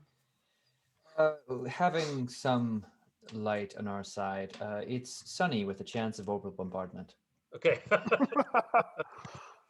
All right, so Vader approaching the front line would pretty much just casually stroll up to the kind of no man's land. Yeah. And would just throw aside his cloak and force pull his lightsaber to him, and then just start walking towards the enemy. So the pirates concentrate their fire. They start to concentrate their fire on you. You don't have to make a roll. As I said, an average pirate's blaster is like 3d6. They can gang up, but even with your skill, you can essentially parry the blasts. The stormtroopers, so as soon as you kind of draw the attention, the stormtroopers start to push forward. So you could literally just be that, walk straight down the boulevard and out the other side towards the fortress, allowing the stormtroopers to mop up. Or you can kind of walk up to one of these structures where the pirates are entrenched, and Yeah, so it's like a building that they're entrenched in? it's basically it's like an old west. Picture a building with some guys in windows, but it's kind of a kind of like a metallic. It's like a big cargo container with access ports, and there'd be like 6 windows where basically Black Sun operatives are firing out of. They have Yeah. and the actual steel is resistant, gives a good cover because blaster bolts won't go through it. Yes. So the buildings that they are in, Vader is going to stop about midway, Yep. and is going to just he's going to unlight his lightsaber and stow it, and he's going to place his hands up, Yep. and just this kind of protective, reflective bubble is going to form around him as he Okay. works on his larger force abilities. Yep. And he's going to reach his hands out, and all of the buildings that they are in start to twist. Oh, so And- they're and kind the- of in containers. So, Mhm. interesting. All right, and shatter. give me And a force roll on that. Yeah, let's let's see see. how good you might want. This is a pretty significant task. It's up to you whether you want to use one of your force points. But otherwise, you're going to make your 5D plus 21. would I have a sense of the kind of difficulty I'd be looking at here? I want a 40. You want a 40, and my lowest is a. To do all 3, I'd like a 40. Okay, let's use a force point because Okay. it's let's. So that guarantees it. So you basically reach out with the force, and literally these large cargo containers, which would normally be attached to bulk freighters, they just literally collapse as if they've gone into the deep part of the ocean. Right? They literally under the pressure, they literally just all 3 of them. Just, you hear the groaning of metal and the screams of the people inside. Some of them try and scramble to get out of windows, but they're all literally crushed as the containers collapse in upon themselves. Yeah, and he'll just kind of chuck them to the side so that the Up your stormtroopers way, can. and you can proceed to the fortress. Thrawn, you witness this. You probably haven't had too many opportunities to witness Vader's power. You're of course aware that he's some ancient sorcerer, but what he has done defies explanation. You're muted, Jake. I think you're Muted. muted. I am muted because this ATSD has faulty communications equipment that we dealt with immediately. Rewiring it. He will continue to urge his men on stick close to Lord Vader, allow him room to work, but this street should be secured. And he will kind of like come out like tank commander. Yep. You will point off to a group of stormtroopers on the left side of the street. You will accompany me forward. The rest of you stay here. Make sure there are no stragglers that follow us. And they essentially, and you'll soon get the report. Admiral, the city is ours. Or the outpost is ours. Very well. Maintain this position and fortify against any attempts at reclaiming. Keep an eye out for any final escapees. If there are anyone here, capture them. We will have plenty to. We already have about 100 prisoners detained. Then see to it our naval intelligence officer is briefed. But For he will. For some strange reason, I feel like going, Roger, Roger. But no, that's the wrong era. Shh, you can't let them know we took you out to the factory. Yes, we'll proceed onward. So you can ride the ATST right up to the fortress. Jade and Boba Fett, with the battle over, those strange cultists that you've seen, they disappear inside. Okay. I would like to try and go in there, like just kind of sneak Okay, up yeah, absolutely. and see if I can just creep into the Yep, entrance. that'll be a And stealth roll. I don't care if Boba Fett is following me or not at this No, point. yeah. Well, you've been given orders, Boba Fett, from Vader, but she is when she like decides to disappear, she disappears. Right. Yeah, so I'll just kind of follow in, like All right. hand on my blaster as I go. So stealth rolls.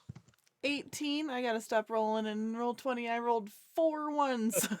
Oh, Roll 20 is the worst. Yeah. What did you get, Boba Fett? 19. Well, not too bad. Not too bad, again, considering. So both of you enter the fortress as Vader and Thrawn are bringing up the rear. Thrawn, are you bringing a like security with you, like contingent of troops? Yes, sorry. There will be that group of troops that comes up with me.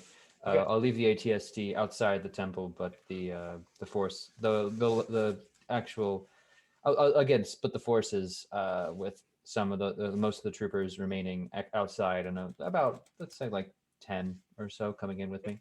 So the two of you arrive at the entrance to the fortress, the ruined entrance. And Vader, you realize that it's too late. Mara Jade has already gone inside. I'm messaging Vader like, she went in. I'm giving chase. So I'm going to ask you, Mara Jade, do you want to lose Boba Fett? Yeah, I do. All right. So Boba, but now I don't need a tag along.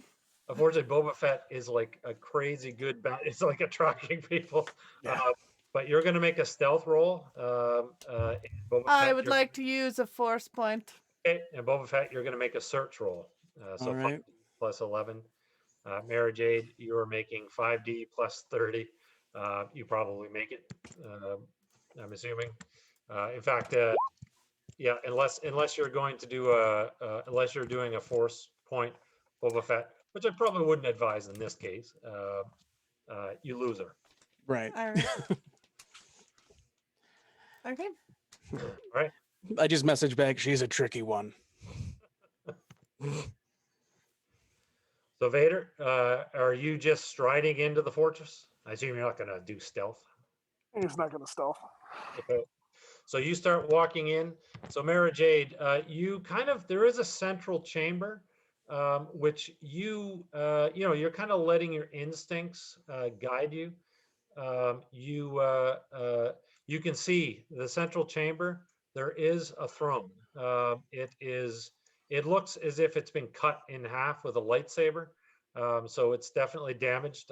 There is some damage anyway because of the orbital, not from the Chimera, but there was a significant orbital detonation that happened on this planet some time ago, which is evident in the cracked walls. But you'll see this throne. You'll see that there are various artifacts around the hall. One of which you believe is what you're looking for. It is it's a stone obelisk with a star chart on it. But you just that's the objective. Thrawn, Vader, they will acquire those things in short order. The cultists themselves, so they're assembling in front of the throne. At this point, they're all they're basically all kneeling in front of it, almost as if they're worshiping it. But they don't do it for long because it's almost like they sense that essentially Lord, you can probably sense that Lord Vader has entered the fortress. They'll all basically assemble, and it looks like they're going to do a last stand here in the hall. They're going to defend this broken throne and this obelisk to the end. But you, unless you want to override your intuition, you slip past them up some stairs. No, I'm following my intuition 100%. You find yourself in a chamber. It's a relatively Spartan room, a bed, but you sense the emperor's presence, or the lingering presence of the emperor is very strong here. your hand reaches out, you kind of touch an activation knob, a closet rolls back, the door kind of slowly rolls open. Inside, you actually see senatorial robes in the fashion of Naboo will be hanging in the chamber. But there is a box sitting there on a shelf at the back of the closet. This was not a part of the adventure. This is one of those things. This is the $20, or at least one of the things. I have a couple that I'll do for it. But your hand is shaking a bit as you reach out towards it. Okay. I will reach out and Yep. open this box. You open the box. Inside is Sheev Palpatine's lightsaber, the one that he used when he trained under Darth Plagueis. You feel you don't even think, it jumps out of the box into your hand. Uh-huh.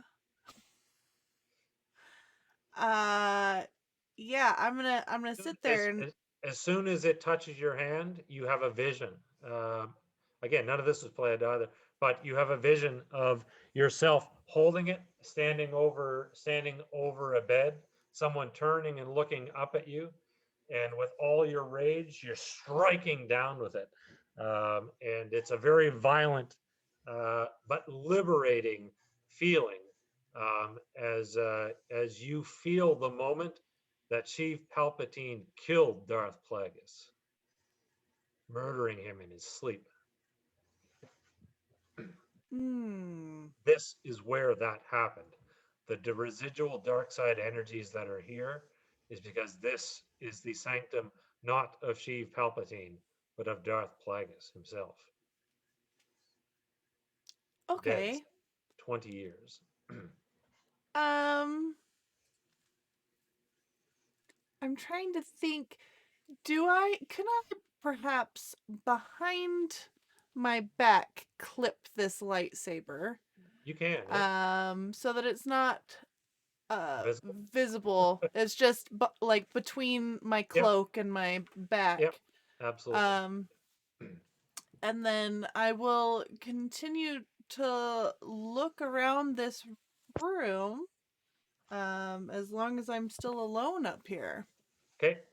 You can take a look, and again, you feel the Emperor's presence. Meanwhile, in the Great Hall, Boba Fett, you are now reunited with Vader and Thrawn. And I guess, Vader, I'm assuming you're taking the lead? Yeah. Mm-hmm. When you enter the Great Hall, you'll see about 30 of these cultists are all assembled before the throne. And they don't say any words. They don't speak. As soon as there is this moment of just waiting as you arrive in the hall, they stand there looking at you. You stand there looking at them. Boba Fett, you can let me know where would you position yourself? I let Vader take point. Yep. And Thrawn, I'm assuming you're cool. Yeah. Yeah, so there's this moment of kind of you actually get the impression, Vader, that they're in awe of your presence, but it doesn't stop them from attacking, which they do. Before we start combat, do we want to take a break? Yep, let's do that. Awesome. All right. Take 5-ish, everybody, and we'll be right back. Battle in the Great Hall of former Darth Plagueis is swift. Vader, despite their semi-fearsome appearance, many of them use primitive weapons. And as you kind of cut, I'm assuming you're going to be taking the lead, but as you kind of cut through them one by one, one of the odd things that you note is that just before your lightsaber strikes, there's an acceptance. They literally kind of lower their guard. They fight until you get to them, but when it's their turn, it's like they lower their weapon. They just all of a sudden at the last instant stand stoically, allowing you to cut them down.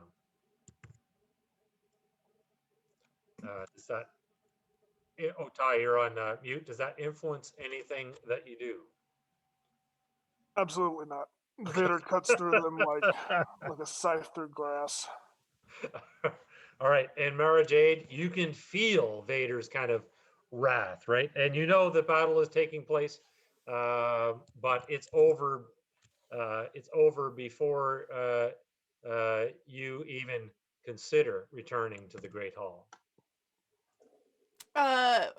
Upon sensing that, though, I'll make sure that lightsaber is securely tucked. Yeah. And then I will descend back down very, with an air of nonchalance. And upon seeing them and the bodies of the cultists strewn about, took you long enough to catch up. Oh, and Boba Fett, you probably would have got a couple of shots in too, if you wanted to, or you could have literally just stood there. He just stands back. Yeah. Yes, Thrawn And will, again- will wave and again, off Thrawn, stormtroopers. And Thrawn, you have an appreciation for good strategy. There is none here. It is literally just brutal, straightforward, raw power that you witness. Vader doesn't really. There's no subtlety to his to the battle. That he knows of, at least. And you will find yourself standing before an obelisk upon which is a star chart. It's probably several. It's old, for sure. But this is the reason why you've come. Vader will approach, just kind of deactivating his lightsaber, and it just flies down to his hip. Yeah. And he will approach the star chart and just place a hand on it. Yep. And try to activate it. It appears static, and Thrawn isn't as a someone who is very familiar with the arts.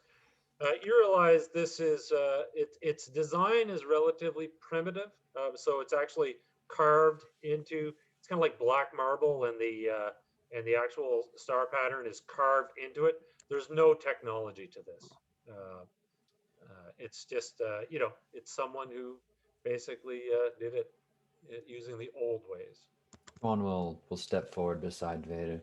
Yeah. An older piece, to be certain, but we will have it back on board in time for full study and application for the planet, so we may travel to this unknown planet.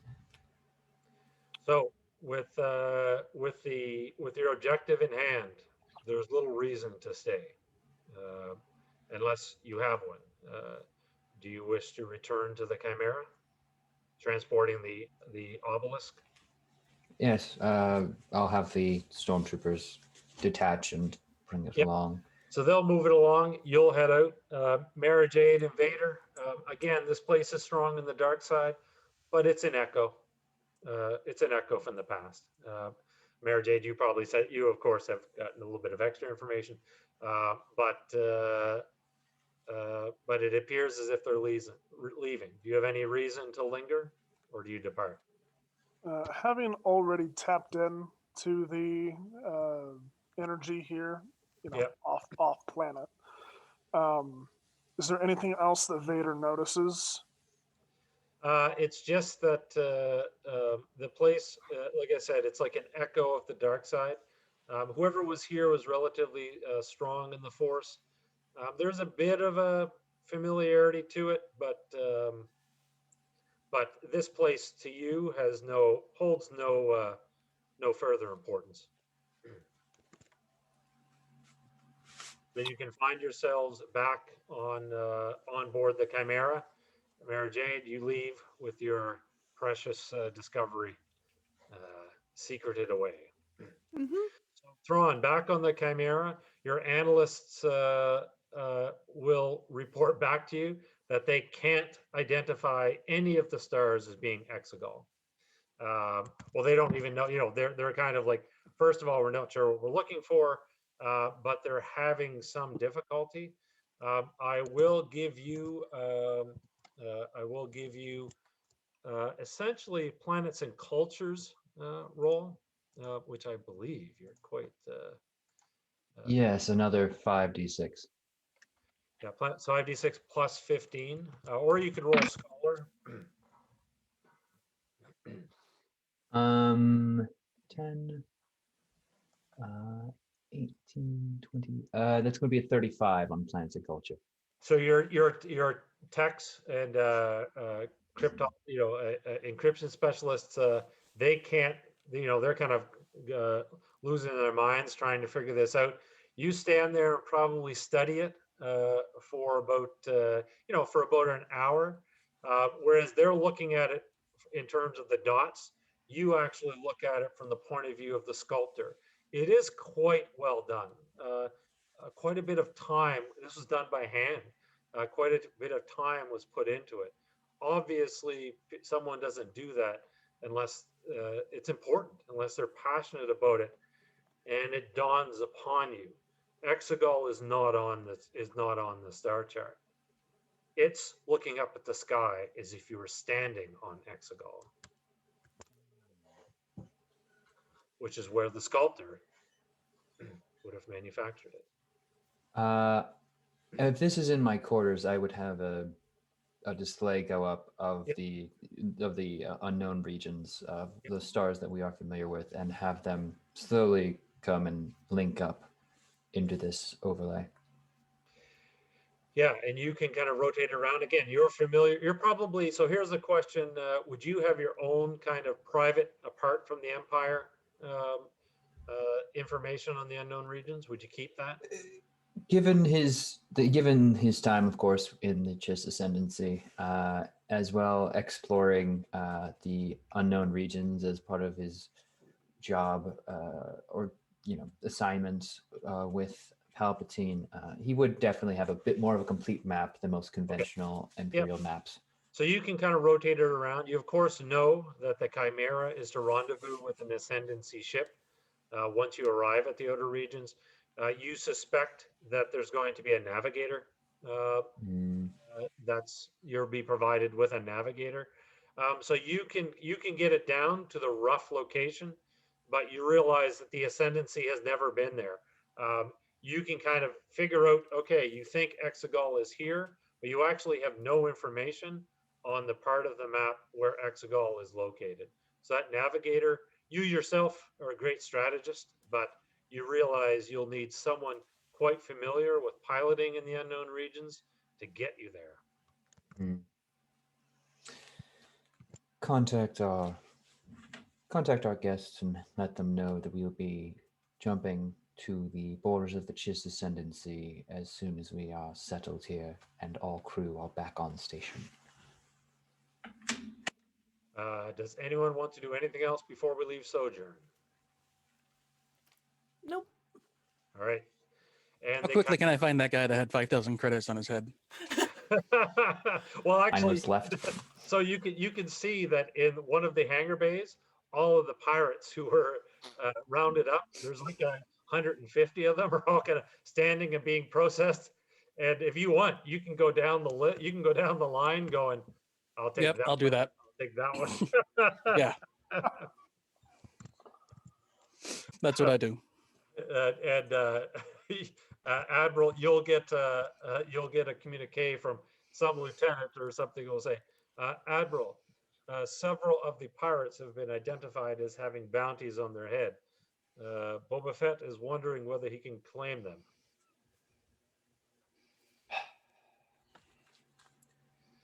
Let the bounty hunter do as he wishes. Very We well. can ensure any information is gathered from them or their compatriots. The threat of a bounty hunter will surely loosen their lips. All right. So yeah, good haul. You probably, out of the 150 people here, I mean, some of them are not worth that much, but hey, credits are credits. Yeah. I just take the big name items. So basically big name items, you could probably haul 10 of these guys. They'll put them in a separate brig. So here's a question. As far as the Empire is concerned, these people are not important to them. They don't care what you do with them. So out of the let's say 12 that are wanted, 10 it's dead or alive. So you just blast them on the spot. I'll let them know that. Okay. Lieutenant dead or alive, so how easy you make this depends on you. All right. So the Empire will put them in a detention facility for when you're ready to leave. One of the guys, but one of the wanted guys, he'll look at you and go, "I prefer dead." Before when he says I prefer, he's already dead. Okay. The blaster's up and he's down. Without So- even looking. Next. So the Chimera makes the jump to hyperspace. The hours pass, and you'll drop out on the border of the unknown regions. There is an ascendancy ship, shuttle, essentially, waiting for you there. And Thrawn, as you're in your office, you'll be informed that, in fact, a navigator has arrived and is being escorted to your office if you will see them. They've requested to see you personally. Interesting. Yes, let them in. Leave us be. Yep. So you can be alone. You can be alone in the ship, and the door opens, and you actually recognize her. It's Jethri, Atiz Iniz. You actually served at the academy with her, and you had a bit of a romantic encounter back when you were much younger. Soon as she sees you, she's carrying a container with her. But as soon as she sees you, she doesn't, she doesn't relay any emotion. She remains relatively stoic, but she's like, Mitth'raw'nuruodo. It seems like forever since we were on Naparar. I think the last time I saw you was when you were recovering from the mission against the Vagari pirates. I often think back to those days, but it's like they're the memories of someone else. Duty has a way of changing you, making you a stranger to the person you used to be. Don't you agree? Indeed, Jethri. It is good to see you again, however. Having you on board the ship brings a comfort to me that we will be handled carefully. Will break a smile at the sound of that. She wasn't sure how you'd respond. She was, so I hear you've accomplished a great many things since your exile. My exile was part of a larger plan to benefit the Chiss, yes, and I am pleased at the progress I have made, but I would hardly call it a full success just yet. She actually walks over to the obelisk and you probably have various art items around the room. Karikoris and Yeah, she's like, I'm glad to see that you haven't lost your love of art. Speaking of which, I brought you something. She places the container on your desk. You'll go and open it up. And then it actually hovers. So it will actually hover out of the container above your desk. And she goes, I had it made for you on Sapalar. That's the capital city of your home planet. I know how much you love interpreting the meaning of things, so I won't spoil it for you. Interesting. This is a fine gift, Drethi. I very much look forward to our continued cooperation on this mission. And with that, I suppose I should report to the bridge. If you would. It's good to see you, Thrawn. Or it's good, she wouldn't say Thrawn. It's good to see you, Mitth'raw'nuruodo. As well as to you, Jethri Atikaniz. And she will, with that, give a nod her head and turn and leave for the bridge. Meanwhile, so the Chimera will then proceed into hyperspace under Jethri's expert control. I'm assuming you give her, Pelion, will give her complete access to the navigational systems. You know, Thrawn, that you can trust her implicitly. You know that you could, and you sense that you can again. You can trust her with your life. Yes, I'll ensure that the entire crew knows that she operates with my jurisdiction in means of navigation. the navigation through the unknown regions takes a bit of time. It's very complicated, and she's kind of diligently at her post. Pelion is constantly on the bridge. I'm not sure, Thrawn, whether you spend your time on the bridge as well. I'm assuming Yes, you I want, wish to. you want to be hands on. And again, I you were am. impressed by her skill. And one of the things that she is doing is she is recording the path so that it can be followed again in the future without the need of a navigator. Meanwhile, as you're in your meditation chamber, Vader, the Emperor's words come back. That Mara Jade could benefit from your guidance. They just kind of come out of nowhere. The question is, since returning from sojourn, there's going to be a couple of days on the journey. Do you spend it in seclusion in your meditation chamber, or do you actually reach out to the young apprentice? Those specific words and Vader's interaction with Mara Jade earlier definitely ring back a bit. And he's going to reach out telepathically and try to find the consciousness, the presence of Mara Jade, and invite her to his meditation chamber. All right, Mara Jade, do you sense a summons? Yeah, she will go to his meditation chamber. She'll walk there. And upon entering, she'll just smoothly glide in and wait for him to exit his chamber and stand there silently waiting for him to speak first.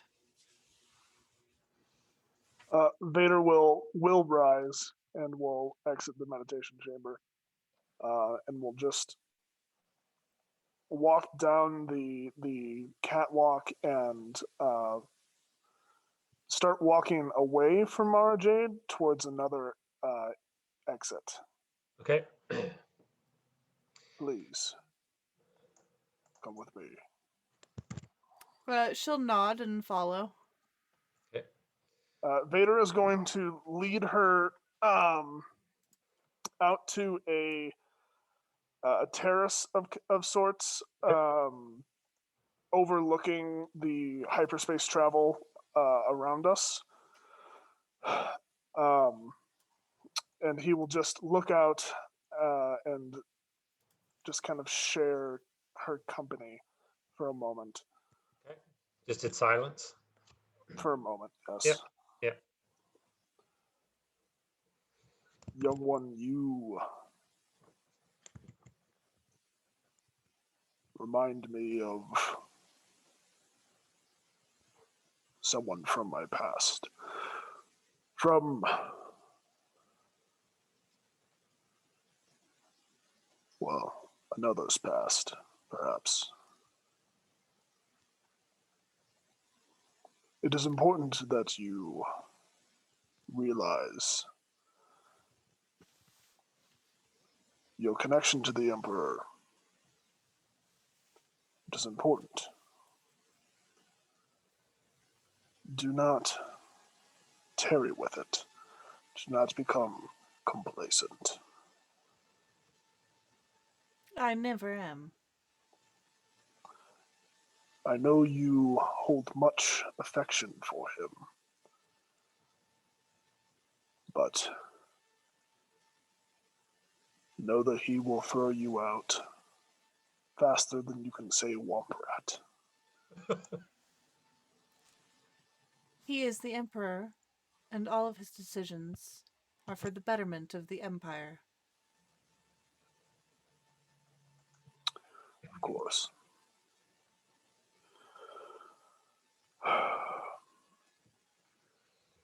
Fall back into silence. mean, Right. Mara's used to infiltrating. She's also like specializes in ferreting out traitorous Yep. admirals, captains. Yep. So I feel like her first impulse is to allow others to talk first. Yeah, that makes sense. So like she's definitely trying to see what he's doing, where he's going with this conversation, and allowing him to take lead. If only so that like she is in control of information, so to speak. Okay. Well, you can listen to Vader's words of caution.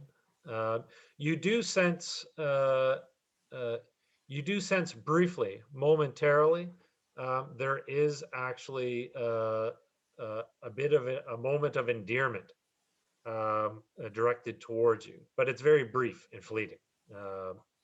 And you find yourself standing in the uncomfortable silence as Vader appears to stare out, and but wise words perhaps. Yeah, Vader's not very good at No. controlling or really even concealing his feelings. Yeah. As soon as that fleeting moment of compassion, endearment Yeah. passes, it immediately creeps in with anxiety and fear and Sensing a bit of vulnerability, I'm gonna say you just kind of turn swiftly and return to your meditation chamber. This has been a bit uncomfortable. It's reminded you of some things of the past. So Mara Jade, he leaves you standing there kind of looking out of this porthole. Meanwhile, on the bridge, Boba Fett, you're kind of hanging out near the back of the bridge. Admiral Thrawn and Pelion would be up kind of near the front, where Jethry is at the navigation system. There's a fair bit going on. You understand that this navigation appears to be fairly tense, as Jethry is bringing the Chimera through some pretty significant plasma storms. And again, you wouldn't want to be in her position, despite the fact that you're an accomplished pilot yourself. So you're a bit kind of just, you're probably pretty good at standing silently and stoically. You probably, it's just one of the things that you do, whether it's in Jabba's palace or here. However, I will give you a search roll, please. At the back of the bridge, and Thrawn, you're kind of you might be having some small talk with Pelion and Jethry. She'd be explaining various things. Right. That's a 26 for the search. The bridge access, the access door to the bridge opens up. A couple of naval troopers and death troopers walk onto the bridge. You haven't seen this before, so those are the stormtroopers in black armor. Sorry, what roll did you get? 26, you said? 26, Yes. yeah. Yeah. So the first thing that you'll note is they stop when they come in and survey the bridge. They all appear to look at Thrawn on the far side of the bridge. They notice him. So your 26 roll is to notice the death troopers flicking the safeties off on their blasters. And then the four of them start walking forward. And you're saying that I've never encountered death troopers before? They're just... You would know what they are. You know that they're basically some of the elite stormtroopers. Yeah, there's an intent of purpose in their. Okay, so they basically flick off the blasters. One of the naval troopers points towards Thrawn, and the four of them proceed onto the bridge. You'll note that a couple of junior officers at the rear stations are kind of swiveling their chairs. They don't say anything, but there's a look of, what are they doing here? I'll just kind of, Admiral Thrawn. Yes. Oh. Seems we have company. He'll kind of take up a stance, both hands behind his back. Troopers. And you can see there are 2 naval troopers and true death troopers. And as soon as you turn, Pelion is like, "What is the meaning of this? What are you doing on my bridge?" You can see that the naval troopers and the death troopers, there's a feverish kind of glow in the eyes of the naval troopers, but they don't really hesitate. They just raise their weapons and open fire. Hmm. I'm gonna try and quick draw on them then. Like as soon as I see them raise their weapons, I'm gonna try and quick draw on them. I'm Okay. going to try and push Pelion into the junior officer's Into the pit. Yeah. Thrawn, give me a search roll, please. Not a, yeah, like a search observation. Sure. Search is in perception. You know what? I'm gonna let you do a command roll because this is about strategy. All right. I like that a whole lot. So wait, that's 10. Would Vader or Mara Jade feel this happen? Yes, and I'm going to immediately switch to you before we roll initiative or anything, but we'll see what Thrawn's roll is. 41. A 41. You realize based on the angle of their blasters, their target is Jethry. Okay then. Yeah. I will instead throw Jethry into the pit, moving her out of the way. Vader, you are in your chamber, meditating. You have the capsule closed. We're in the darkness. So you feel a disturbance, a tremor in the force. You realize that you do sense the danger on the bridge, but you realize that the assassins are already in your room. You didn't sense them enter. Somehow they are on you before you even knew it, but you sense them now. They're standing around your chamber, and you can feel tendrils of the dark side flowing from them as if they're puppets. Mara Jade, you feel this so Mara Jade, funny enough, you are a bit of an unknown. You're standing there looking out the viewport. You sense this as well, but you are not in any danger. You realize that Lord Vader is, and that there is great danger on the bridge. You sense these tendrils of the dark side. The question is, whose aid do you go to, if anyone's?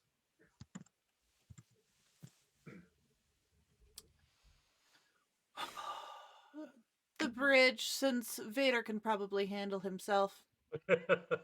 Vader's nodding. He's like, yeah. All right. So you immediately head towards a turbo lift on the bridge. So Vader, so just a situation.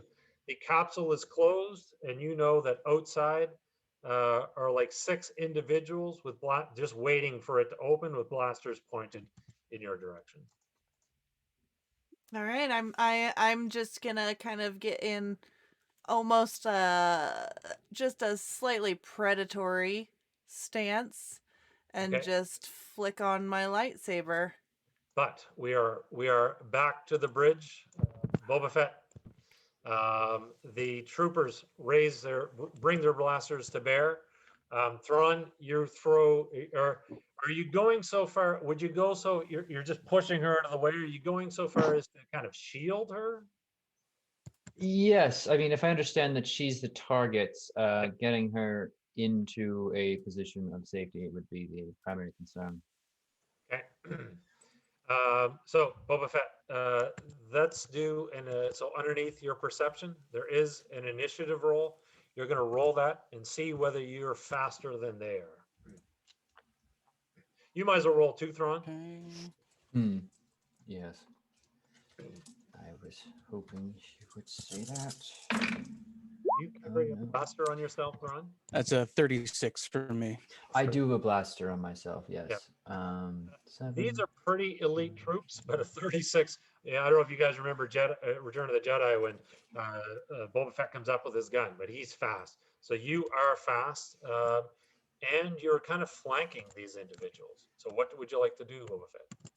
I'll give. Sorry, what'd you get, Thrawn? 24. Just kind of like.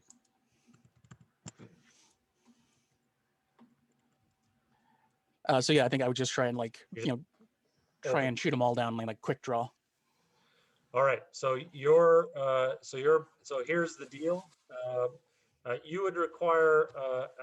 I'm going to say you're going to require a 20, a 20 to hit, which isn't. Again, your blaster rifle is pretty formidable. So you can split your attack. So essentially, you can take up to 3 attacks, and for every one that you take, you're just going to subtract a die. So if you want to fire 3 shots, you're going to be rolling. You're going to be rolling 3 die plus 18, which is actually an automatic hit. Yeah. So you can. So Boba Fett's blaster comes up, and you essentially 2 to 3 quick shots go out. The naval troopers, they don't wear armor. The blaster bolts hit them in the backs, and they basically go sprawling across the deck. Your third shot hits one of the death troopers. It staggers but takes the hit. All right, Thrawn, you are up next. If you want to do anything, or you just want to get her into cover. Getting her into cover was the primary concern. However, I will say, fire on the traitors immediately. Motioning towards my men, who are presumably. So most of the crew here will be armed. So there will be some people returning fire, but they're not as fast as the death troopers. These are elite.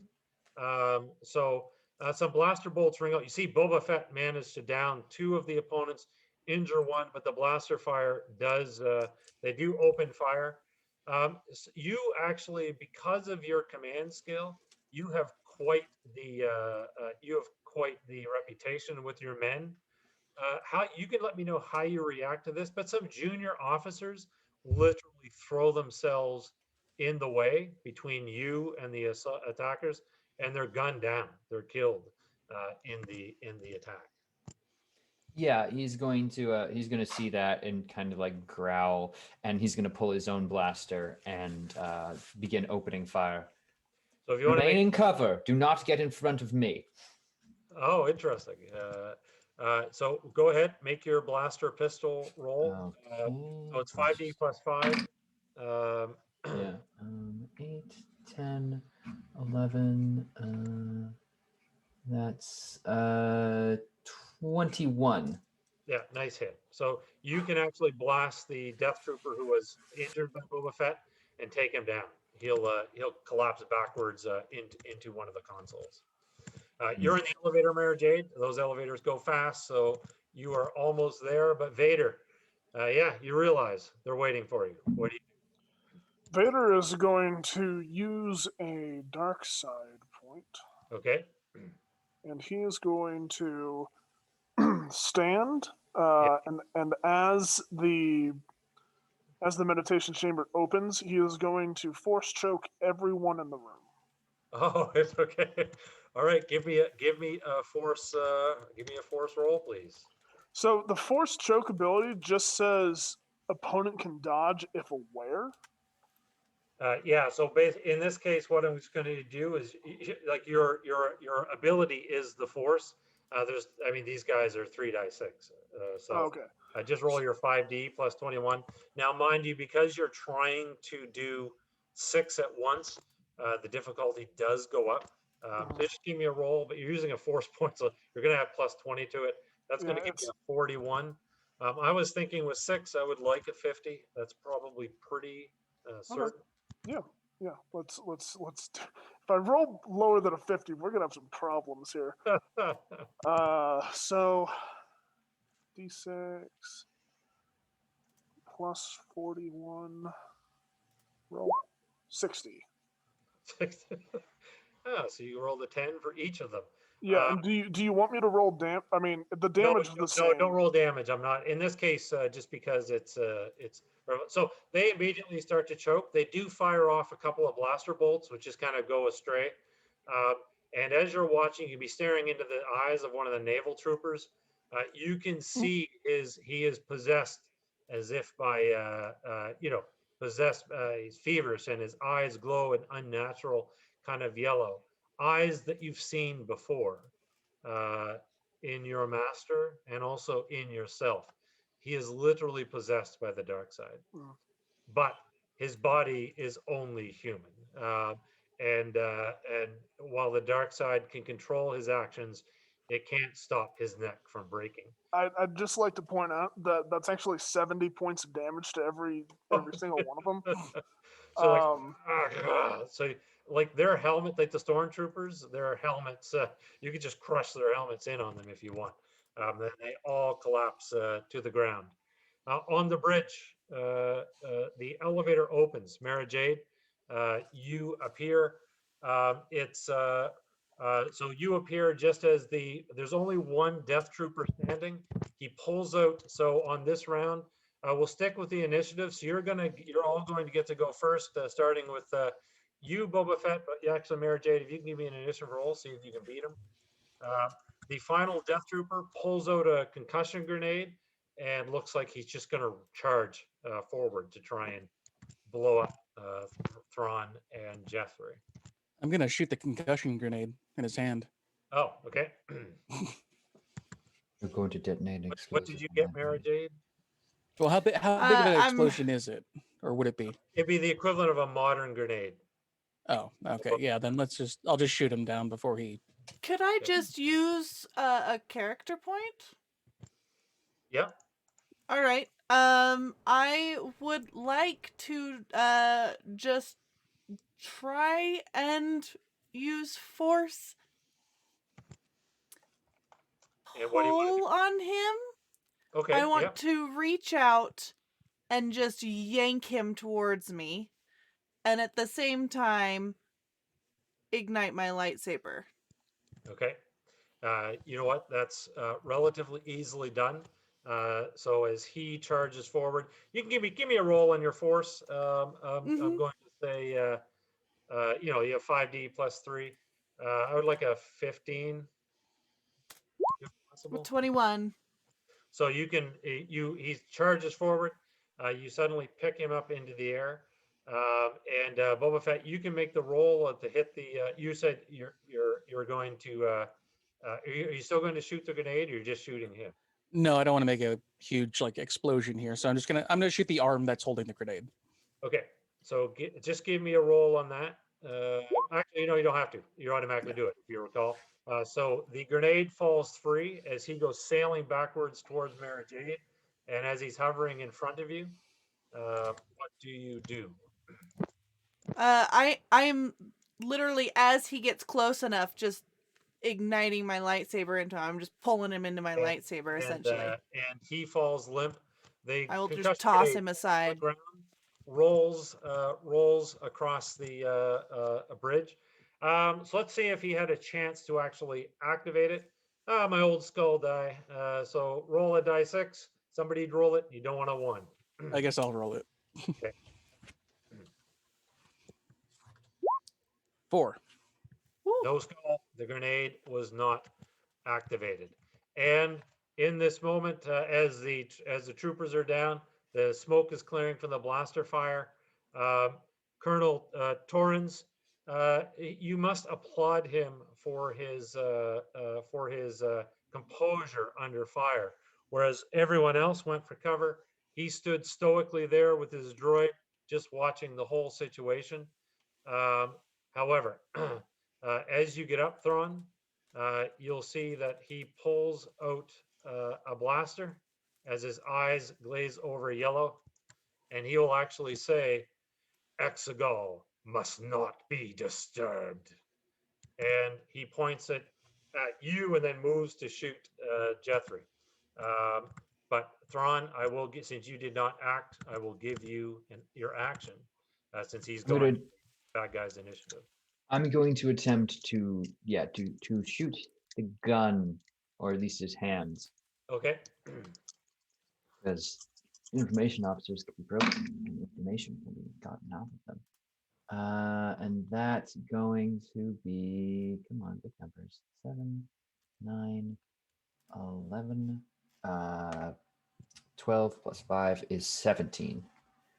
That 15 is what basically he's so close to you, you only needed a 10 and add one difficulty level to shoot his hand. The blaster goes flying and he will just kind of slump to the ground, kind of go doll-like. His droid will step forward protectively, but won't attack you. Apparently, whatever is happening here can't control droids. I'll stow my blaster for now and survey the damage. You have 3 junior officers dead, and of course the troopers that attempted the assassination. Captain Pellion gets up and he's like, "What is the meaning of this?" Unknown. However, put a call out to all levels that there is to be a shipwide search for traitors. All troopers are to report to their regiment commanders. This is duty station 7-1 outside of Lord Vader's quarters. I'm afraid there's been an incident. Very well. I will see to this personally. In the meantime, maintain our navigational course. We push on despite this intrusion. Jethry, as she gets up, she squeezes your hand in thanks, and then you are off. Vader, what are you doing now? The door will open. Stormtroopers will arrive. They're actually here to help, but they arrive late, of course. I would imagine. Okay, I need to ask Thrawn a question real quick. What level of discipline do your stormtroopers have? Oh, they are drilled. Yes. Very highly, yes. What about like fortitude? How would they feel if they saw 6 of their companions bloody messes against the wall? There would certainly be a few that would do you go require down the in removal. person? Sorry, Thrawn, are you down there personally? I will be heading down in person. Of course, I would assume Yep. Mara, Jade, or Boba Fett can follow as they wish, but with my own team. But I think in the meantime, the security forces there entering, for the most part, are stout. But having evisceration of that level, there would certainly be 1 or 2 who need to excuse themselves. So Vader would be sitting in his meditation chamber, just as like nothing ever happened, as Thrawn walks in. Mara Jade, do you and Boba Fett go down as well, or just Thrawn? Yeah, I'm absolutely following Thrawn. Same. Okay. Admiral Thrawn. Lord Vader, I am glad to see you are well. Yes. I am encouraged, Admiral. This level of interference, the dark side keeping us away intentionally, means we are on the right path. I don't know much of your force, but if this is the type of interference we can continue to expect, we can take certain countermeasures to avoid it in the future. And Vader, just so you and Mara Jade know, you've never really witnessed anything like this before. Obviously, mind trick, you can control the weak-minded, but this is a power that Not full-on puppetry. That's right. This is actual puppetry. Someone took command. The door will open, and this officer will come in, Major Darren's. Thrawn, you know that he's in charge of internal security. As he comes in, he goes, "Admiral, might I have a word?"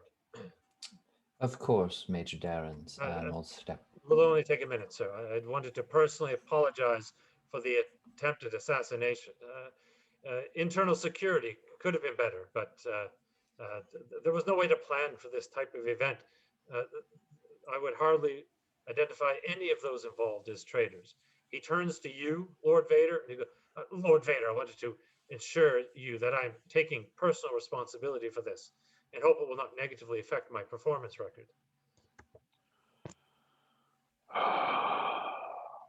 Personal responsibility. Yes, sir. What would Vader do in this moment? What would Thrawn do? Has he had enough? Has he had enough bloodshed? Major Darrens, if I might, you will, of course, take full responsibility, and the correct demerits will be placed on your record, depending on the outcome of the remainder of our journey. See to it that no further attempts are made on any of my passengers' lives. Of course, Admiral. We'll redouble our efforts. Yes, see that you do. And he will depart. Apologies again, Lord Vader. A wise decision, Admiral Thrawn. I see your command has not been placed faultily. That is encouraging to hear from one as accomplished and in the Emperor's light as you. And with that, there are no further incidents on board the Chimera. In fact, Vader and Mara Jade, I will give you, as you kind of contemplate this attack, you realize that the effort that was involved was significant across space to be able to do this. You highly doubt that whoever was responsible would have the strength for quite some time to try and attempt it again. And you will receive word from Jethry and Commander Pelion that you have arrived on Exogul.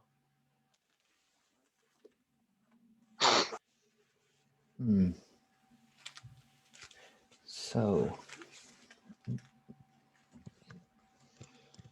Scouts, the Pelion will report back to you. Is like Admiral, long-range scanners do detect a relatively large structure on the planet, but none of our advanced scout parties have returned. We've lost contact with all of them. Very well. We shall let our guests know that this is likely our landing area, and we will establish a bulkhead of troops there, though further scouting will be unnecessary. Very well, sir. So you can prepare a shuttle, and how many troops are you bringing down? Like similar to the previous? Yes, similar. I'll bring 2 AT-ATs in the off chance that, as this is a larger, seemingly well fortified structure, including my own personal one. So I guess 3 total. A good detachment of ATSTs as armor support, and a detachment of stormtroopers. But though this is purely to create a exterior location, they are not to be pressing in immediately with us unless I decide the situation has changed. So you can board the shuttle. I'm assuming you're all going down. Did you want to do anything else before you descend to the planet? By the way, Mara Jade and Vader, this place is incredibly strong with the Force, the dark side of the Force. It's almost as if the planet is alive with it. Upon getting on the shuttle, Mara Jade's going to look at Vader. Did you get everything cleaned up? Vader will not acknowledge, but just kind of like flick some viscera off of his shoulder plates. But no, I'm not doing anything else other than just trying to be aware of the Force as much as possible and what's going on here. So when you left, I should mention when you left Sojourn, the Emperor's presence kind of returned, but it retreats again as you arrive at this place. All right. Strong with the dark side, ancient, old, obviously predates the Empire, and the architecture. Thrawn, you're probably a scholar of ancient architecture and history as well, like the Old Republic and things like that. The design is definitely Sith in the making. Fascinating. An old Sith structure.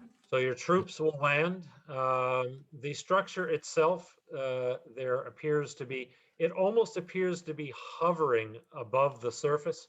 You can walk underneath it. The troops' comms are a bit, as soon as you land, the troopers are reporting issues with comms.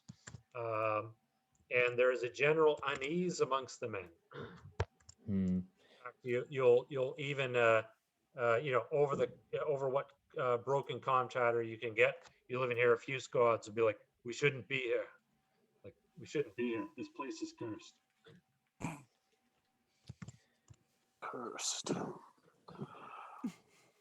Have the men pull back into a defensive position. Okay. We'll be taking a small party in alone. Send only those who are lacking in superstition. So you yourself have a company of stormtroopers with you? Yes, ideally, I would love to have Lieutenant Zayazan Oh yeah, for sure. and her contingent, as I know they are likely more. They're made of tougher stuff. That's right. At the very least, less likely to bug out. Yep. So you can get your small special forces contingent, and you can approach the forbidding structure. I'm assuming you're wanting me to tag along with this little adventure. You've proven quite useful. Yes. Of course, Lord Vader, if he wishes you to continue, though any additional assistance would be greatly appreciated. It'll also be greatly added onto my contract. The surplus of bounty targets was not contract enough. Well, we're not on the same planet we were, or the same part of the galaxy we were in before. So this might cost a little bit extra, but we'll see what happens. I will leave your financial handlings to your actual handler, Boba Fett. Vader, you wanting me to join along with this? You are strong of mind and will. You will need such people on this journey. Yes, you will join. All right, as you wish. You approach. Mara Jade, you being so close to the Emperor, Mm-hmm. you probably don't feel anxiety too often, but you feel a bit of it as you approach this structure. Again, there is definitely danger here. And there is a risk of being kind of overwhelmed by the dark side. As you enter, you will actually find yourself upon a circular stone kind of pedestal that literally lowers deep into the surface of the planet. As you descend, you can see great colossal statues surrounding you. Though you would probably recognize a few of them as Sith lords from the past. As you descend, there is a mist kind of flowing around these statues, almost as if it's alive, tendrils of it reaching out. And before you can step forward, it literally just rushes in, and all of you find yourself in absolute darkness and seemingly alone. Vader, even your optics cannot filter through this darkness, but you do see a light up ahead, kind of an outline of a door, perhaps. If I ignite my lightsaber, does it get any brighter? It gives you Around a me? bit of a glow around you. Yep. It doesn't dispel it back very far, but it does give a glow. Do you head forward? Yes, I head towards the door. And again, as you walk, you have no sense of the others at all. You are walking through this darkness alone. And as you step through the door itself just kind of fades away. And there is an object. There's someone up ahead lying on what appears to be a pedestal.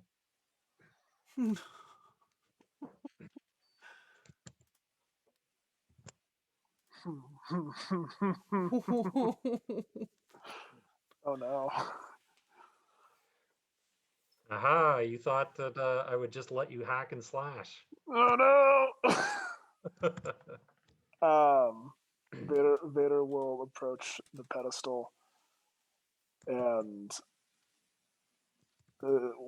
without even unigniting his lightsaber will drop it. To the ground, and it will snap off. And he'll No! I'm dead! No, you can just hear. So suddenly, kind of a figure steps from the darkness to your left. You're still looking at Padme as Look at that she's on shit-eating grin. Oh my as god. she's on the pedestal, and he's like, "My mentor taught me everything that I know. Only through me have you been able to achieve a power greater than any Jedi. By learning how to use the dark side of the Force, you could have saved your wife from certain death, but instead, in your anger, you killed her. And that act made you powerful, Lord Vader. I can still feel your anger, my friend, but I kept my promise. You are no longer the pawn of the Jedi Council. Now you have but one master. Or perhaps some part of you still clings to Anakin Skywalker. Perhaps you want to kill me. Yes, I can feel it. You know it isn't your power I value most, Lord Vader. It's your obedience. Kneel before your Emperor, or strike me down. Do what must be done. So too shall I.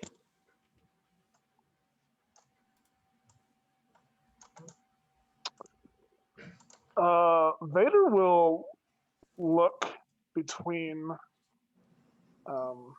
Padme and his master, and his hand will clench, but he will fall to one knee. He falls to one knee. All right, and the Emperor, he goes. He just kind of looks at you, laughed. He goes, "Pitiful. Don't you understand, Lord Vader, that there is always another apprentice waiting to wear the mask?" And with that, you'll see someone else step out of the darkness and ignite their lightsaber.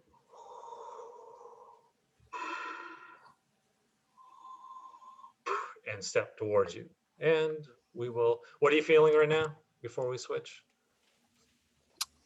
Just utter hatred and anger. Oh, you know what? I'm gonna go back. I'm gonna finish each of these with each of you before it will only I think a few minutes. So Vader steps forward, ignites a lightsaber. The other Vader, what do you do? Good. Yes, so I'm going to use one of my aspects and goals Yeah. to unleash my rage. Yeah. I'm going to use a dark side point, and I'm going to quickly stand, force grab my lightsaber to me, and Vader is just going to, with all of his might and fury, is going to strike down this other Vader, hopefully. Give me a roll. Okay, so tell me what I'm doing here. Saber combat. You're gonna make a force point. So essentially, what you're going to roll is now, mind you, you're up against yourself, but you're going to roll 5d and you're going to add 40 to it. Yes, and then the aspects and goals adds another 2d6. Oh yeah, another 2d to it. Yeah. 7d plus 40. Yeah. So go ahead, make that roll. Yeah, we're not messing around here. That roll 70. Oh, also damage increases by 10 when I use There's a furious exchange of lightsaber of lightsabers going back and forth. The battle is, I mean, it's probably the most intense that you've had since your battle with Obi-Wan Kenobi. But give me, in your rage, you realize that as the lightsabers swing around, the structure upon which Padme is resting is destroyed, and her body is cast aside, but you bat your opponent's lightsaber away and take off his head, which rolls towards your feet and explodes. And you look down upon the face of Anakin Skywalker, yourself. And the Emperor's, except for the echoes of his laughter, fade. Before we switch, last moment, what are you feeling? What are you doing? As you stare down into the face of a young Anakin Skywalker. He just turns and drops to his knees and no. We had to have a no. Yep. Meanwhile, Mara Jade, you suddenly, as you're walking through the darkness again, you feel like you're alone. Suddenly, Coruscant is in front of you with the Emperor's throne looking out the window over the galactic capital. And the Emperor is standing next to it. And is like, you have been a loyal hand in the darkness, child. You've never disappointed me.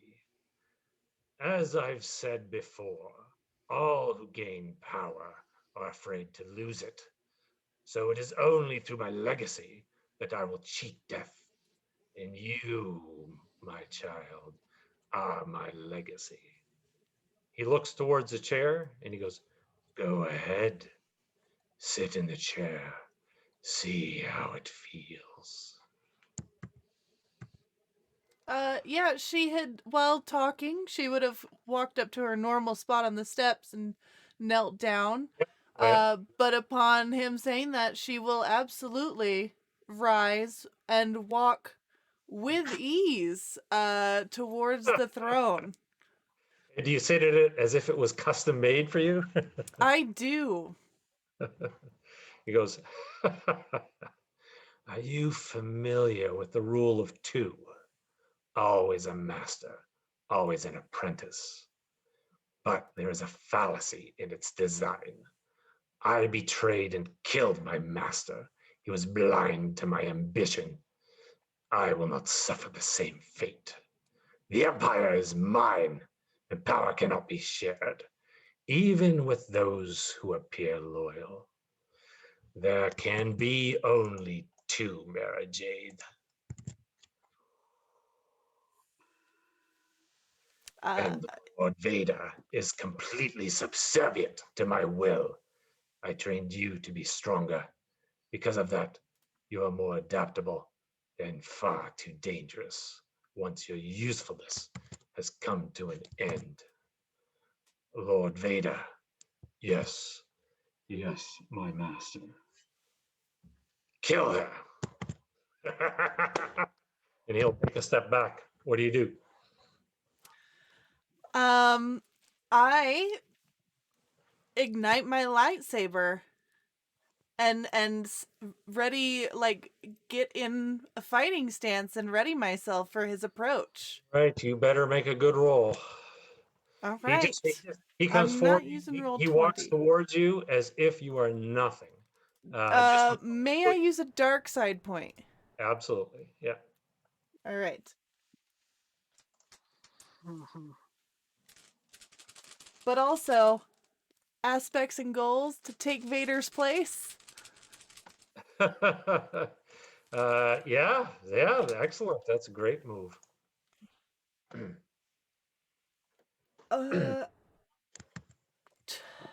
22 plus the dark side point plus the extra 2d6. So 22 plus 8, so 30 plus the dark side point. Yeah, so that's 20. So Vader's average lightsaber 50. roll is 38. So I was looking for a 40. So you spring into action. I don't care. So he just comes in with raw sheer strength. How do you actually handle, just from a descriptive standpoint, how do you actually handle him as he just does these huge, powerful swings? So, one of my favorite quotes by Mara Jade is about how she's not prey, she's a predator. Oh, So I always imagine her almost jaguar-like in her motion, kind of slinky but like muscled, and low. So she's definitely gonna come up low and kind of, I mean, she kind of views him as a broken old man, yep. far outside of his usefulness anymore to the emperor and the empire. So she's just gonna come up and use her youth, her ambition, and her training against him, using her agility and youth. With his incredibly powerful strikes, you wear him down. You eventually, you maneuver, dodge, waiting for that moment, and when it appears, you strike, driving your lightsaber right through Vader's chest plate. You can hear he falls to his knees, and with a swift swipe of the blade, you behead him. Good, good. He goes, uh, congratulations, my apprentice, my legacy. And as you turn, you can actually see it's your own face in the Emperor. And then it is gone. It just fades away. Admiral Thrawn, are you paying attention? I'm always paying attention. You step through the darkness, again, alone. Again, there's a doorway. And when you step through it, you find yourself in the Emperor's throne room. Beyond the glass is your home planet of Chiss. Darth Vader stands silently to one side, uh, with only the sound of his mechanical breathing. And the Emperor goes, Admiral Thrawn, you have served the Empire well. The rebellion is finished, and order has been restored to the galaxy. But the age of starfleets are in its twilight. The Death Star is now the ultimate power in the universe. You have viewed the construction of the Death Star, so you know what it is. I have noticed, Admiral, that you make extensive use of art to uncover the weaknesses of your enemies. I find it interesting that until now, you were perhaps wise not to display any of the art of your own people. A deliberate act on your part, I am sure. You'll say whether or not you want to say anything in response, but My own people's art has little interest to me. I was exiled and am loyal to the Empire. Is that a fact? You'll say, sorry, I need to get a picture later.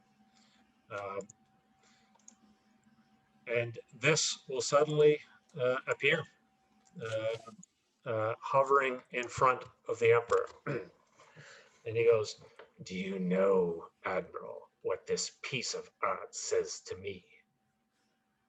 It says that you never left the ascendancy, that no matter how twisted the path, you would always find your way back. The Empire is no longer in need of allies, Admiral. Only obedience. The Chiss have refused to submit, so I intend to make an example of their arrogance. But there is still a place at my side for those whose loyalty is unwavering. And it gives a kind of a nod to Darth Vader. To prove your allegiance, all you must do is give the order to fire. Is the super weapon ready, Commander? We can fire upon Admiral Thrawn's orders, Your Eminence. Do what must be done, Admiral. Always. And he's going to try and quick fire and shoot the Emperor. He is. He's going to shoot the Emperor. Okay. Yeah. I'm going to use one of my aspects and goals, protect the chest. All right. Go ahead. Give me that roll. The Emperor's sitting there. He's at, he's, so I'm going to throw two things at you. So one, do you want to do two quick shots? One at the Emperor, one at Vader, or is your goal just to kill the Emperor? My goal is to kill the Emperor. Lord Okay. Vader's I know the Empire. I know the power structure is entirely reliant on this one figure. Yeah. All right. Give me your roll. Okay, so this is just my initial roll. I need to add the 2d6 onto this. Sorry. Those are not much better. Okay. 10, 14, 17, 19. And you 21. whip whip the blaster out, blast the Emperor directly into the chest. He slumps back in his chair, and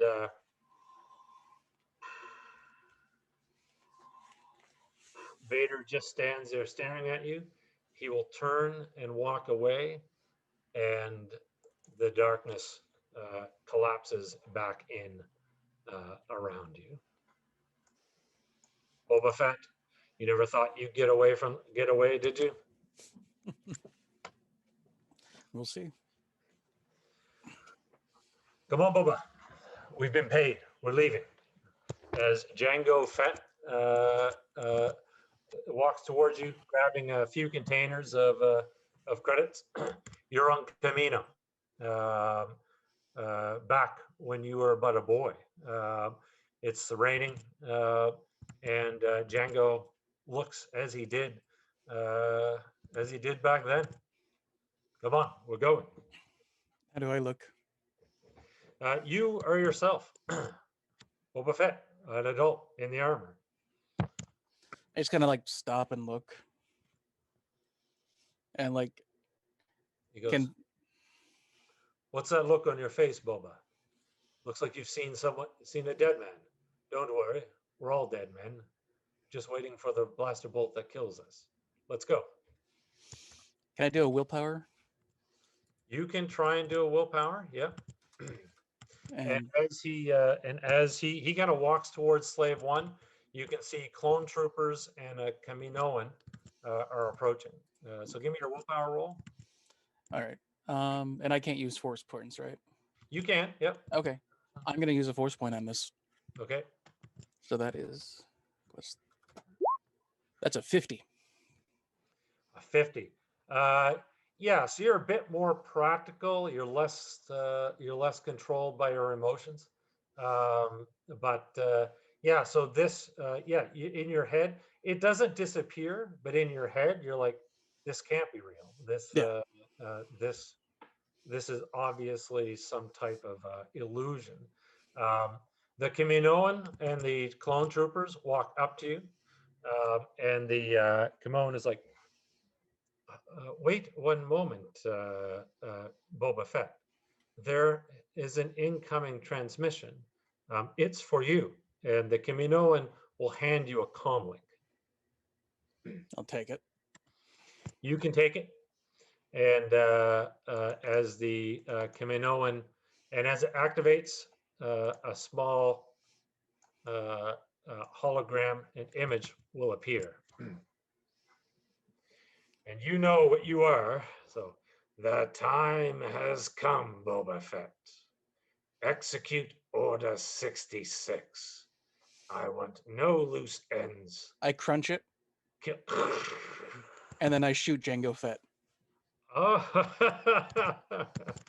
you turn around and you blast Jango Fett.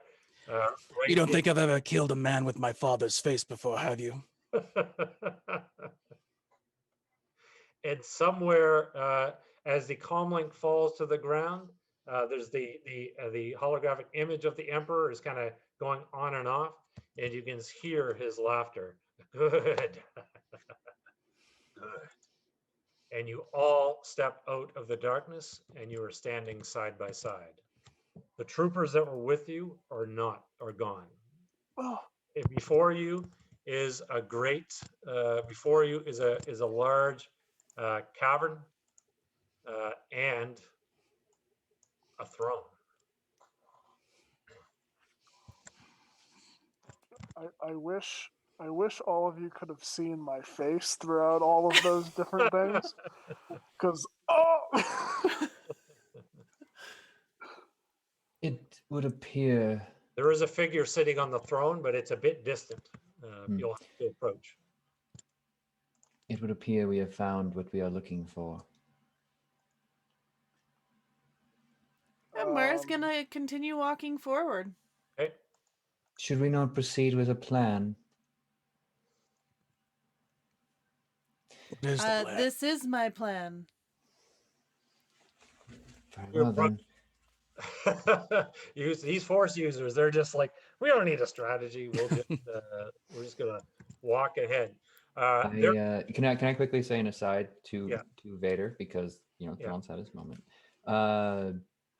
He's going, as they're both moving up, which reminds me of a Jedi I fought alongside once. Tell me, I'm told you fought many of them. Have you ever encountered one by the name of Anakin Skywalker? Yeah, now you do that. No.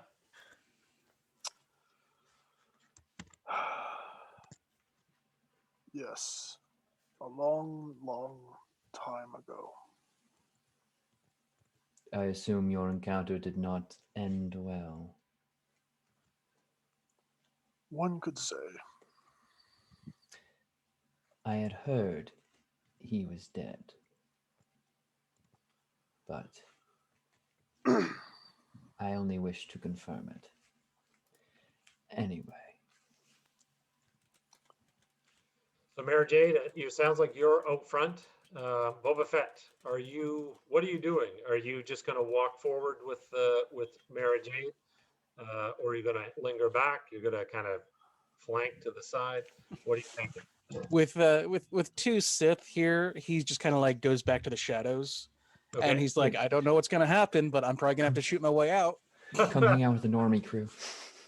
Yeah. So Vader, you see Mara Jade is boldly walking forward. What about yourself? Vader would walk forward, but he is going to reach out his mind and try to make a connection with whatever or whoever is sitting on this throne. Especially if he detects it being the source of all of this Sure. darkness. Give me. Both of you can give me a force roll as you approach. And Admiral Thrawn, are you trailing behind, going with them? Yes, I will follow with them, but definitely following behind them. I have seen Lord Vader's work. You don't see the walls of this cavern. It's relatively large, although you do see in the distance what looks like seating of a coliseum. So to some extent, you're on display here, standing before this throne. And what did you get for force rolls? 23. 42. 43 and 22. The source, the planet itself is strong with the dark side, but there is an incredibly powerful source of the dark side sitting on the throne. Mara Jade, you in particular, you can let me know how you feel, but it is very familiar. You sensed it back on Sojourn, but it is not an echo from the past. Yeah, I mean, she is feling proud, arrogant, and ambitious. All right. She still believes that the reason that Palpatine withdrew is because this is all a test for her to continue to ascend And the the ladder. figure comes into view. He's old, scarred, appears to be wearing leisure wear.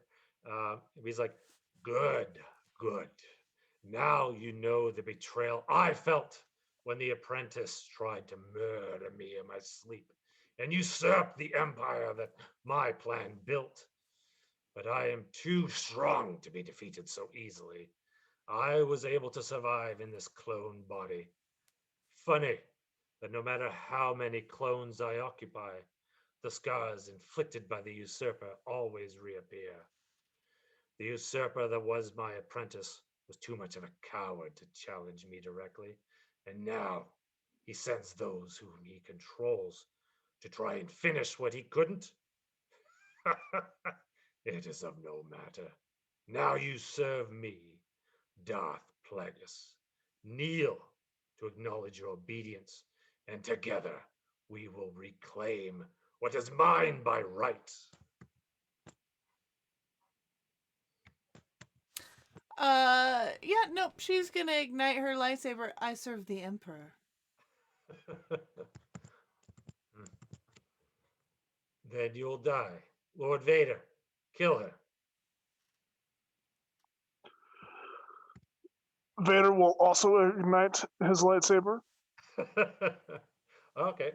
Um, He's hoping that you're going to run it through Mara Jade. And Mara Jade, suddenly your vision's coming back to you, except Vader is answering to another master. and Vader steps up alongside Mara Jade. Ah. Fools. He'll say, as he looks towards, although with, I guess, with Vader and Mara Jade, he looks towards you, Thrawn, and you, Boba Fett. And he's like, do you share the sentiment?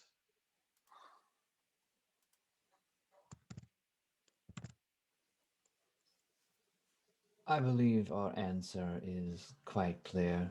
And Thrawn will, admittedly less severe. He'll get his blaster prepared. Yeah, you pull it out. And Boba Fett. Boba Fett kind of just like slings his rifle over his shoulder. It's like, I'm a professional, mate. I ain't in this for allegiance. I'm just here for the coin. And I don't see any credits where you are. And you will die. And he springs up from the throne. What do you guys do? Open fire. And you, so Boba Fett, give me a roll. Do you want initiative roll or? Nope, I just want you to make a blaster rifle roll. Okay. May I also fire upon this leaping geriatric gentleman? Yep, go ahead, make a roll. As 34. You quickly snap off 34, okay. And Thrawn? That is going to be 15, 18, 21, 26. And so, Mara Jade, you and Vader are standing there, lightsabers ignited, waiting for Darth Plagueis to unleash his might upon you. He springs from the throne and is promptly blasted back into it, dead. He takes the hit and goes, "Hey, it's Snoke. I mean, come on." I'm not gonna lie, that was kind of anticlimactic. There is a certain level of grandioseness to these Force users, I find. Especially those isolated beyond the world. Those serve the Empire and are far more active, clearly, though, have a better composure about them. What do you, Vader, Mara Jade, what are you feeling in this moment or thinking? Mara Jade's gonna walk up and just kind of nudge him with her foot. Vader? Vader will say, dies in his sheets as quickly as he dies on a throne. But Vader will be casting about because this seems a little too easy. And out of the darkness, two Darth Plagueises will suddenly appear. Their lightsabers igniting. and he's like, so be it. They'll say kind of in unison as one, if you decide to stand with the usurper, then you will be destroyed along with him. Witness the power of the one true emperor. And with that, both of them will unleash force lightning at probably Mara Jade and Vader. They don't appear to be overly concerned with Boba Fett and Thrawn at the moment. Mhm. And that Yeah. will be Okay. their undoing. So the first thing that I'll have Vader and Mara Jade do is make a force roll. Yeah. Does Mara Jade have the absorb dissipate energy as well? No, but I still have my lightsaber out. Yes, she can parry it with her lightsaber. Right, that's a thing. Oh yeah, so you can make a lightsaber roll instead, Mara Jade, if that's better Oh. for you. Okay. When I use a dark side point, does it last for the entire It's the combat same. or just for that roll? For the round, for the whole round. Yeah. Just for the round. Okay. Yeah. 22 for me. GM. Okay. We'll That's save good. it for now. So 5d plus 21. So the power is overwhelming. It hits your lightsaber, starts to dance along it. A few of the arcs kind of go past your lightsaber, hitting your shoulder, your leg. You are definitely feeling the brunt of this. You're not sure how long you can hold it, but you're holding it for now. Vader, what did you get? 38 on force. Yeah, so you bring you have your lightsaber ignited. You raise a hand. You're deflecting some of the energy.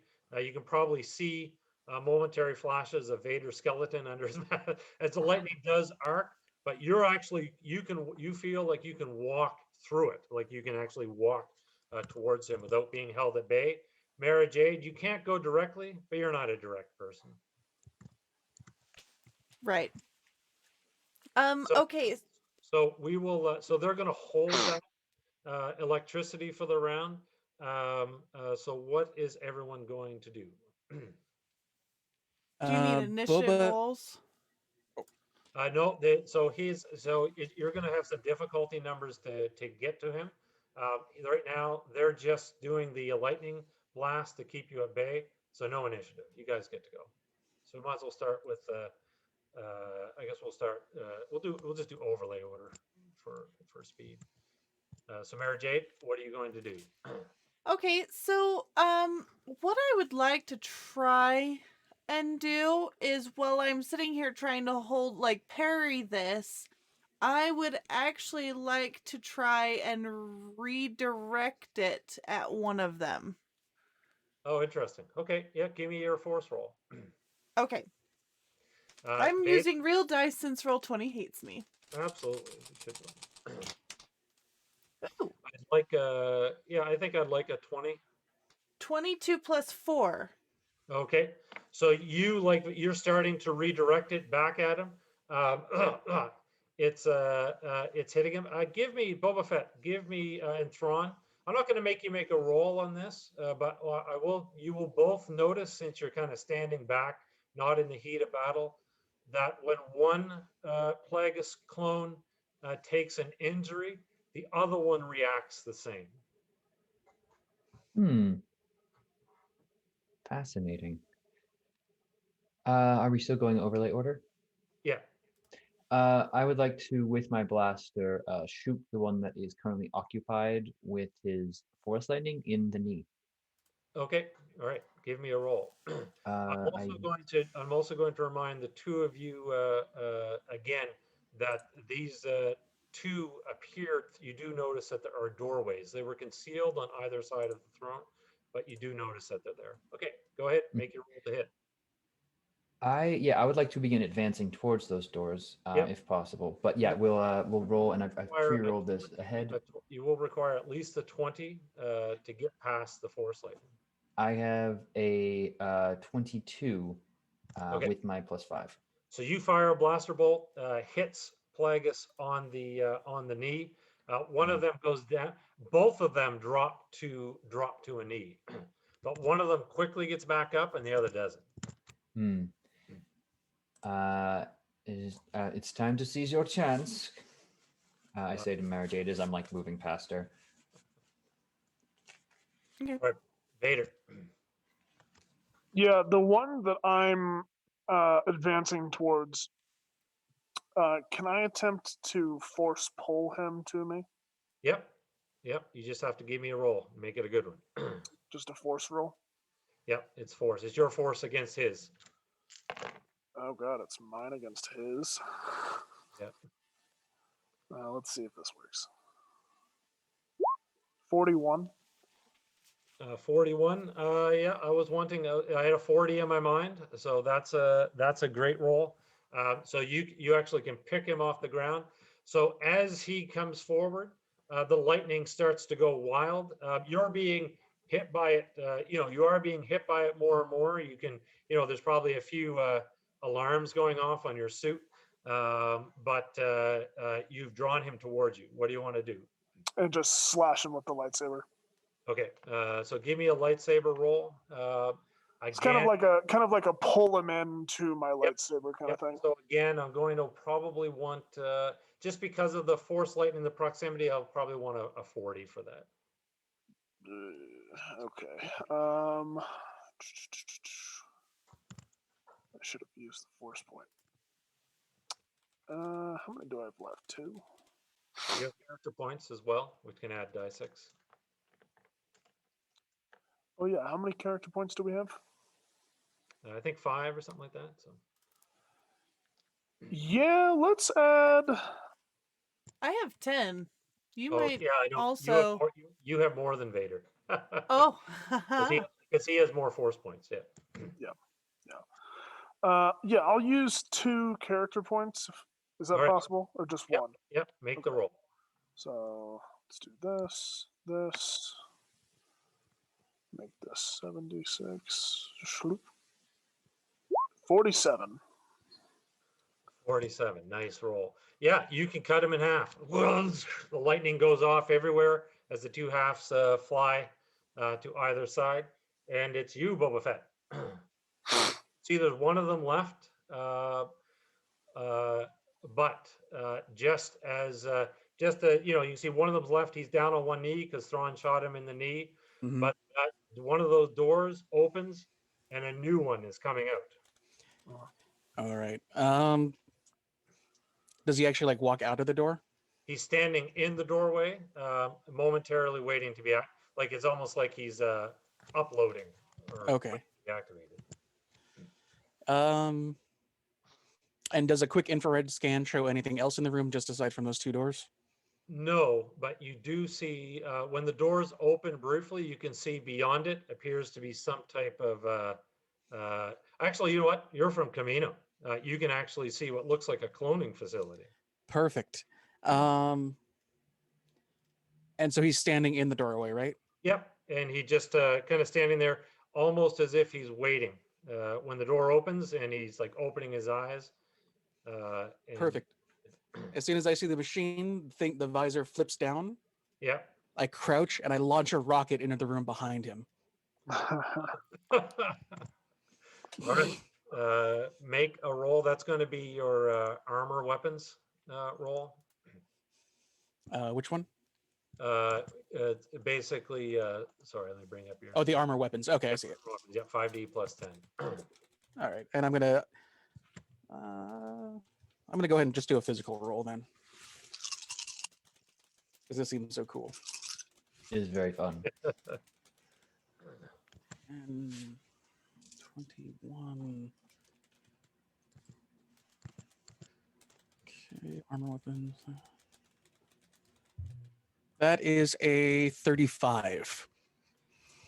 Nice. That is a great roll. So whew, the rocket fires. It whips, kind of goes over Plagueis's shoulder, and there's an explosion in the background. He still activates and strides into the room, but you hear secondary explosions, which is probably much to your delight in the distance.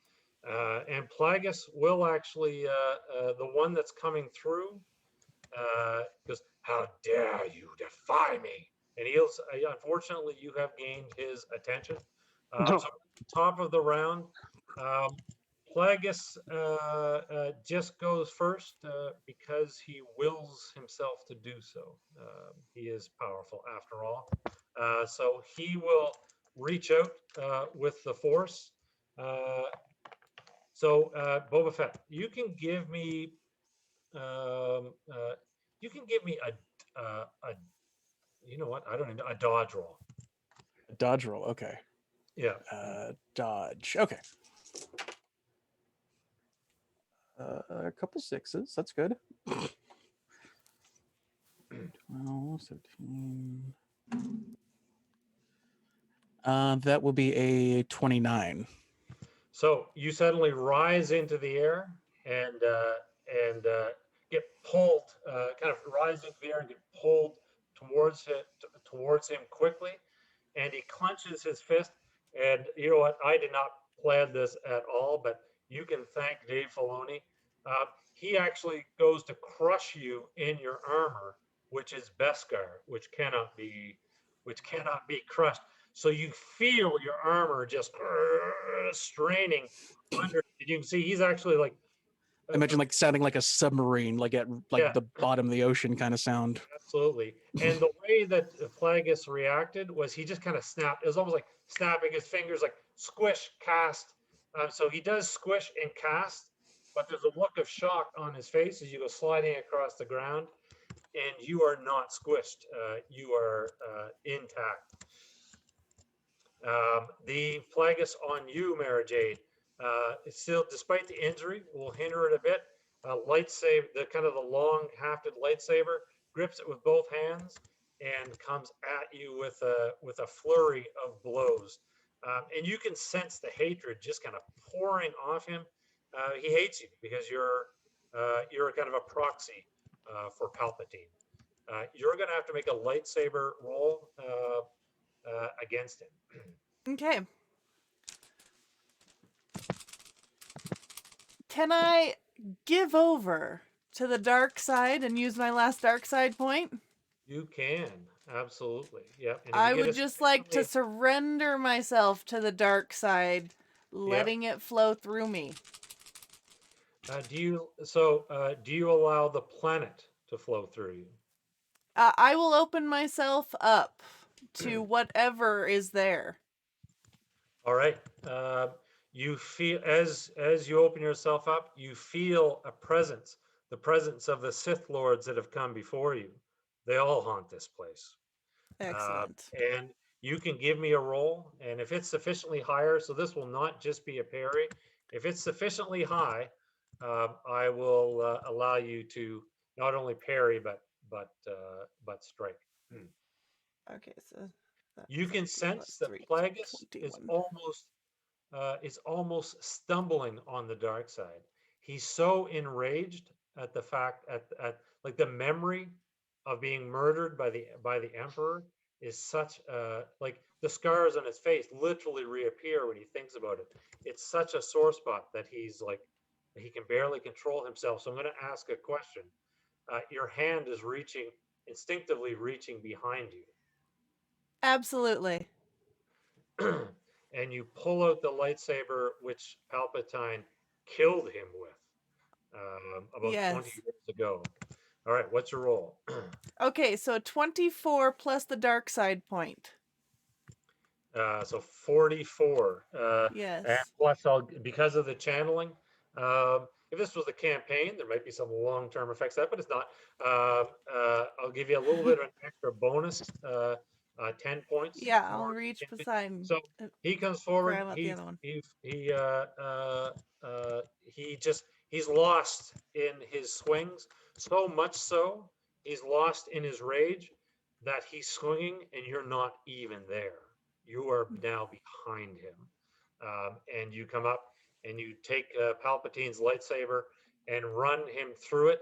And the psychological damage of this, so it's not the damage of the lightsaber, that's insignificant, but both Plagueis clones will actually cry out, but no, the usurper must not be allowed to take what is mine. The galaxy is mine. And both of them are kind of overcome with the memories of the past. Vader? Oh, Vader. What is Vader going to do?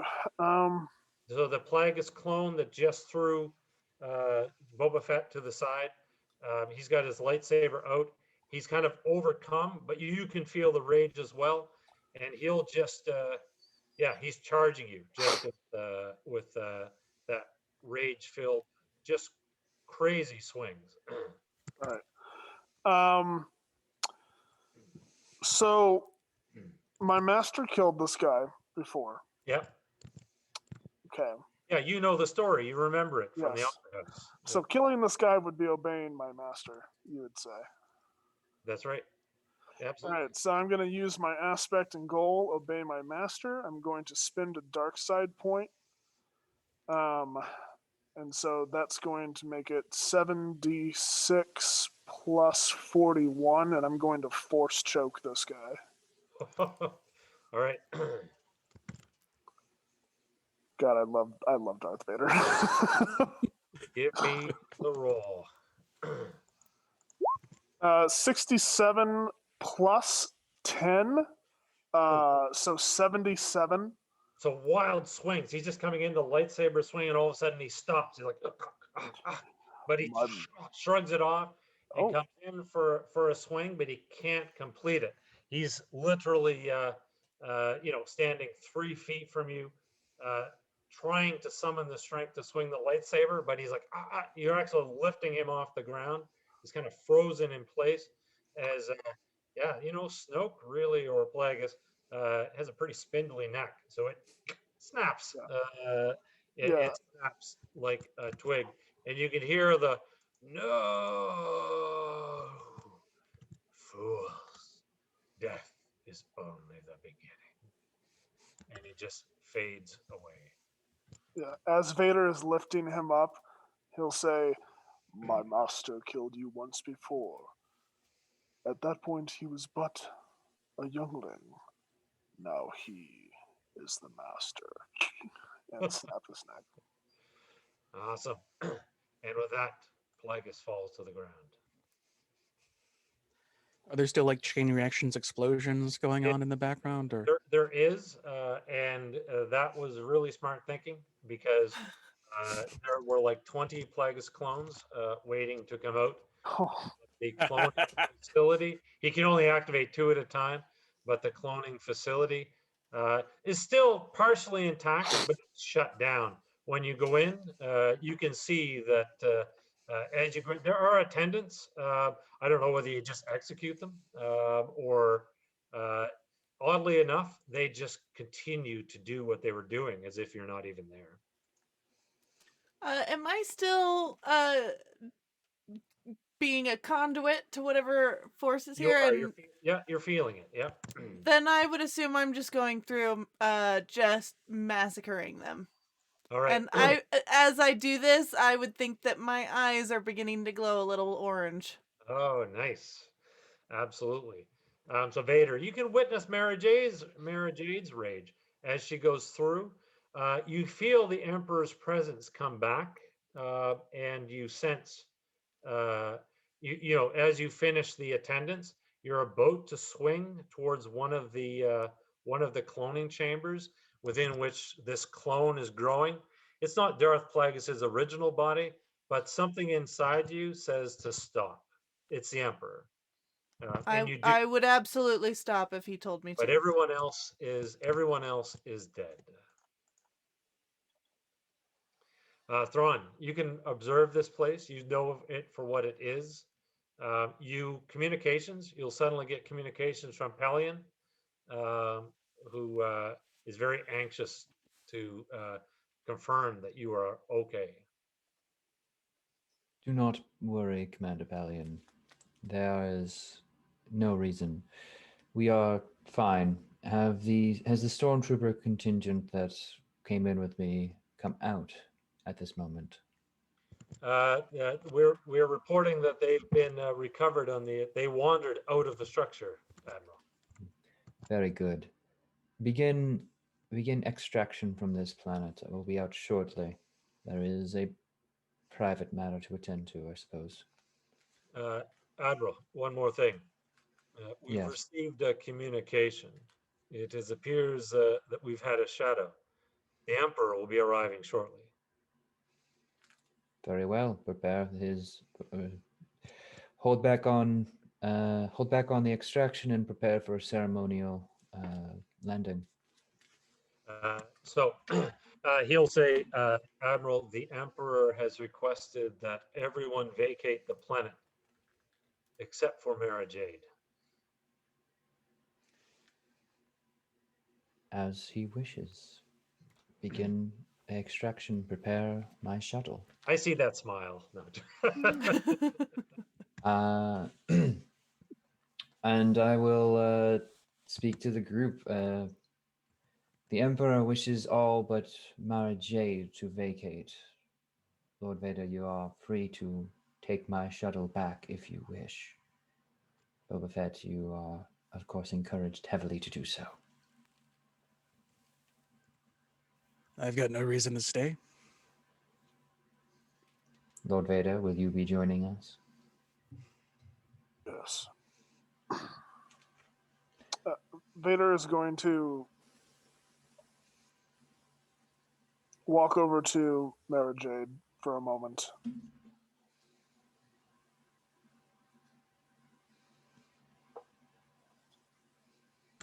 Be careful.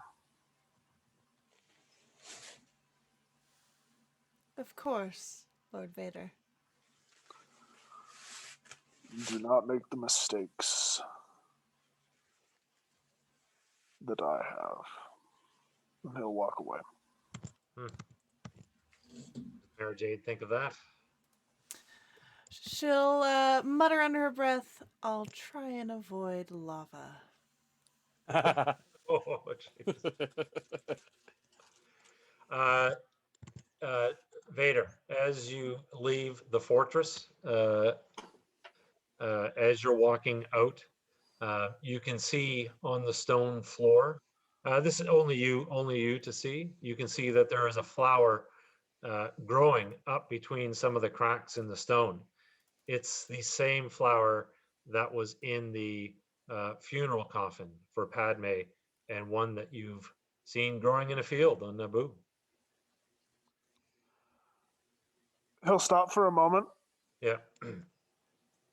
and then he'll just kind of reach his hand out and twist it and watch as the flower withers and dies. Oh, okay. All right, and you return to the ship. So, Mara Jade, we'll come back to you. You're left alone on Exogul, bathing in the dark side. Yes, I will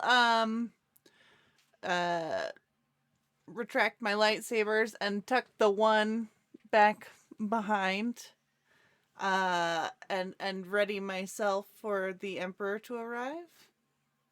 I All am right. going to walk back into the throne room, though. Are you? You're gonna sit on the throne? I'm not going to sit on it, but I am going to stand right in front of it. Oh, waiting for the Emperor. Yes, Yeah. but very much right in front of it. Awesome. And how are you feeling that you were asked to stay? Just pleased as punch. All right. So the rest of you return to the Chimera, awaiting the Emperor's arrival. When you arrive, Thrawn, you are told by Pelion that Jethri is waiting for you in your quarters. Very well. I will handle this situation myself. Have the ship prepared for our departure as soon as we receive word whether Mara Jade will be joining us or not. Yes, Admiral. You enter. She's standing there looking at the sculpture, at the our piece of art that she gave you as it's hovering. She goes, "Have you figured out what it means yet?" There were visions that I was granted, inconsequential in the long term, but I believe I have grasped at some of its meaning. You have achieved a great victory for your Emperor, Mitth'raw'nuruodo. You will be rewarded greatly. I do not wish to diminish that. Which is I will do what duty commands of me. I give my life freely before you are ordered to take it. You can see she has a blaster in her hand. This place is far too important to your emperor. He will never allow me to take the knowledge of its location back to the Ascendancy. I knew this when I accepted the mission. You have witnessed the dark sorcery he wields. He is too powerful. It must be appeased if our people are to survive. I just ask that you remember me, Thrawn. Or I shouldn't say Thrawn, sorry. That you remember me, Mitth'raw'nuruodo. That you remember our people. Always, Drethri, Atik Ani Inis, your name will be forever in my mind. And I'm gonna just quick draw. And shoot her. Okay. And you put her down. Just quick shot to the head. No, like, chance at suffering. And I'll again And you have a crew sent to my chambers to collect the body of the assassin. All right. And I'm gonna take that art piece and I'm gonna put it in the biggest bug out box I can, like in the open up a secret secondary chamber next to a small little salamander creature. All right, we'll come back. We'll come back to you and the art. The Emperor will arrive. Vader, you don't get a personal audience. Again, I expect to see smiles on Mara Jade's face, but the Emperor will appear via a hologram, and he goes, "You have done well, my friend, but there is more unfinished business at hand. You are to return to Imperial space and wait for me to contact you. Is there anything I should be aware of before you depart, Lord Vader?" No, my master. Good. You're dismissed. And you can take Boba Fett and Thrawn. You will actually receive word from Pelion that the Chimera is to return to Imperial space, and you leave, leaving the Emperor's Star Destroyer, the Eclipse, hovering above the planet, and Mara Jade waiting below for the Emperor to arrive, which he does. He comes in with his Imperial Royal Guard, but he dismisses them, and he'll come up and he'll look at the throne, look around at the place, and he's like, "Walk with me, child." Of course, my master. And And she'll descend the steps and follow one step behind him, but alongside. You have done well, Mara Jade. Thank you. And as you walk, you'll head through the cloning chambers, and he'll say, "These clones may yet prove to be of some use in the future. The secrets hidden here on Exogul will ensure my legacy. I am growing old and this body weak. You are young and strong. Today, we are but master and apprentice, but in time, we will be equal." And he gives you a look. He goes, "One and the same. And when that day comes, my legacy will be preserved."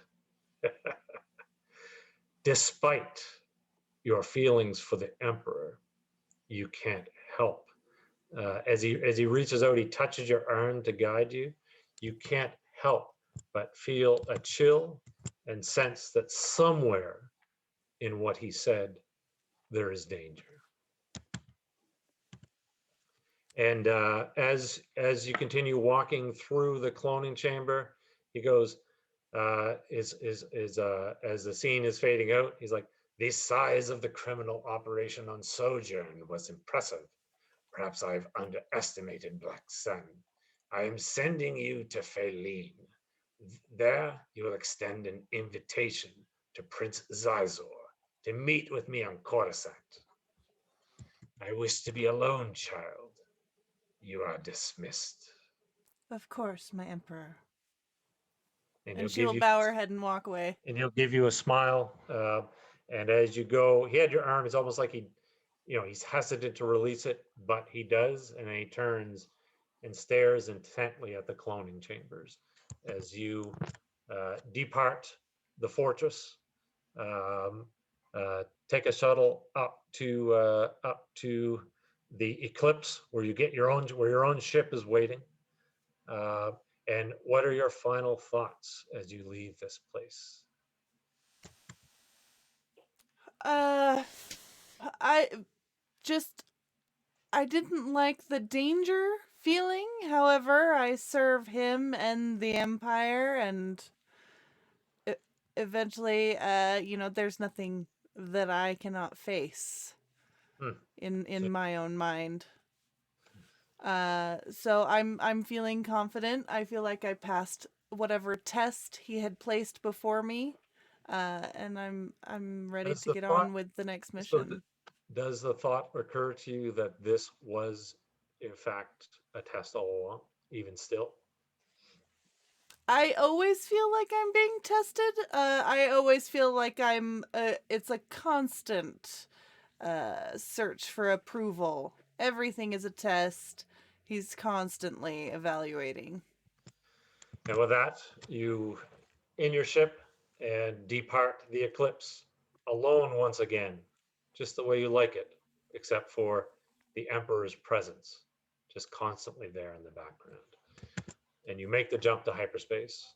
Vader, you return to the Devastator. You drop Boba Fett off. So Boba Fett, you return to Tatooine. As you arrive at Jabba's palace, you've been well paid. You could probably retire, maybe, if you want, but money isn't the only reason why you do what you do. As you're entering Jabba's palace, you're coming down the steps. You almost run into what you can only describe as a walking carpet, and a human as they come around the corner, and the human goes, "Hey, watch it, pal. I'm one of Jabba's best pilots. Name's Han Solo. Perhaps you've heard of me." I don't care what your name is. Keep your pet on a leash. He'll give a grunt, and he's like, "Come on, Chewie," and he'll walk up the steps. The Wookiee barking out several grunts, and he goes, "Of course I know who that was. Wait a minute, who was it?" And they'll just kind of disappear as you enter Jabba's throne room, where the crime boss himself is asleep. Bib Fortuna comes forward, and he goes, "Ah, so glad to see you, Boba. When we did not hear from you for so long, we feared the worst, that you might be dead." Now then, you're stupider than I thought.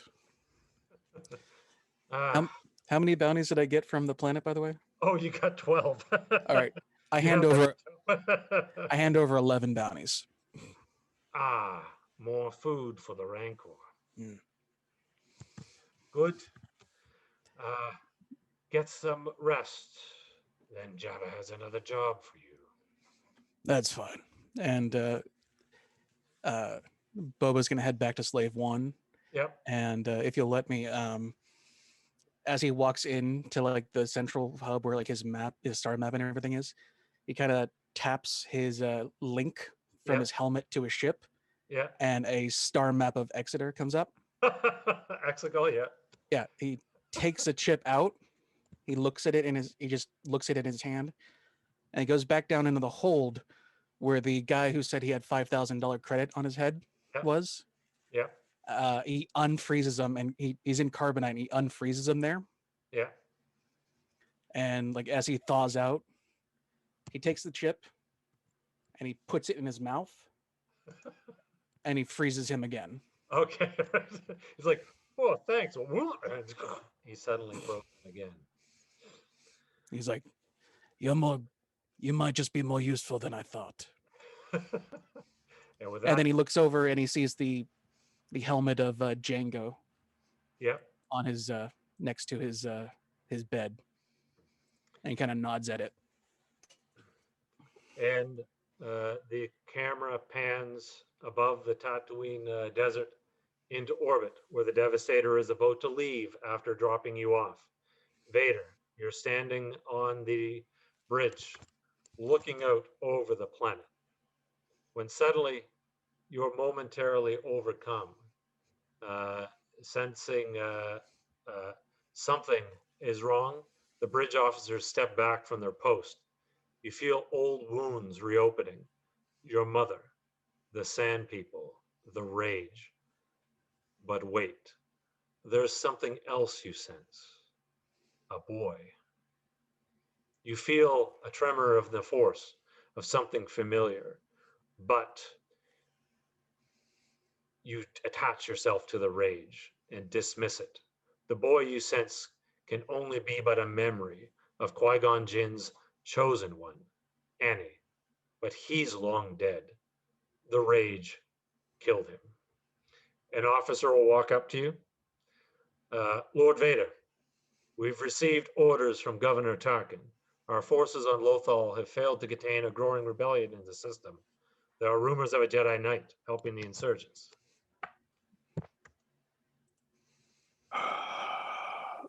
Set a course immediately.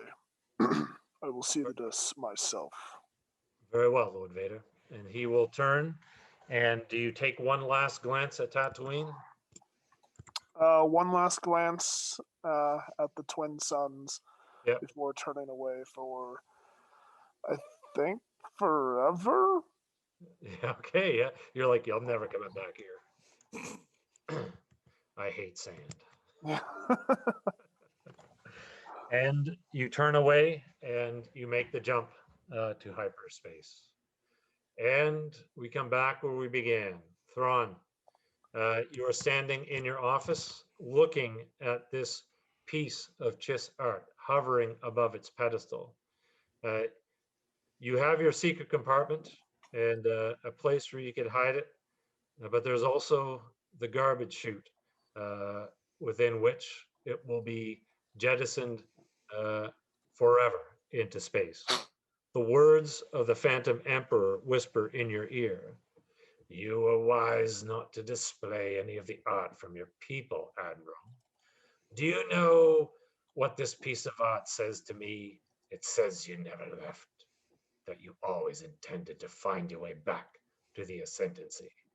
And there is another voice in your head. It says, remember me, Thrawn. Or remember me, Mitth'raw'nuruodo.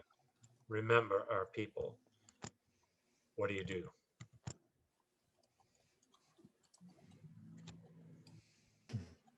Thrawn will rise,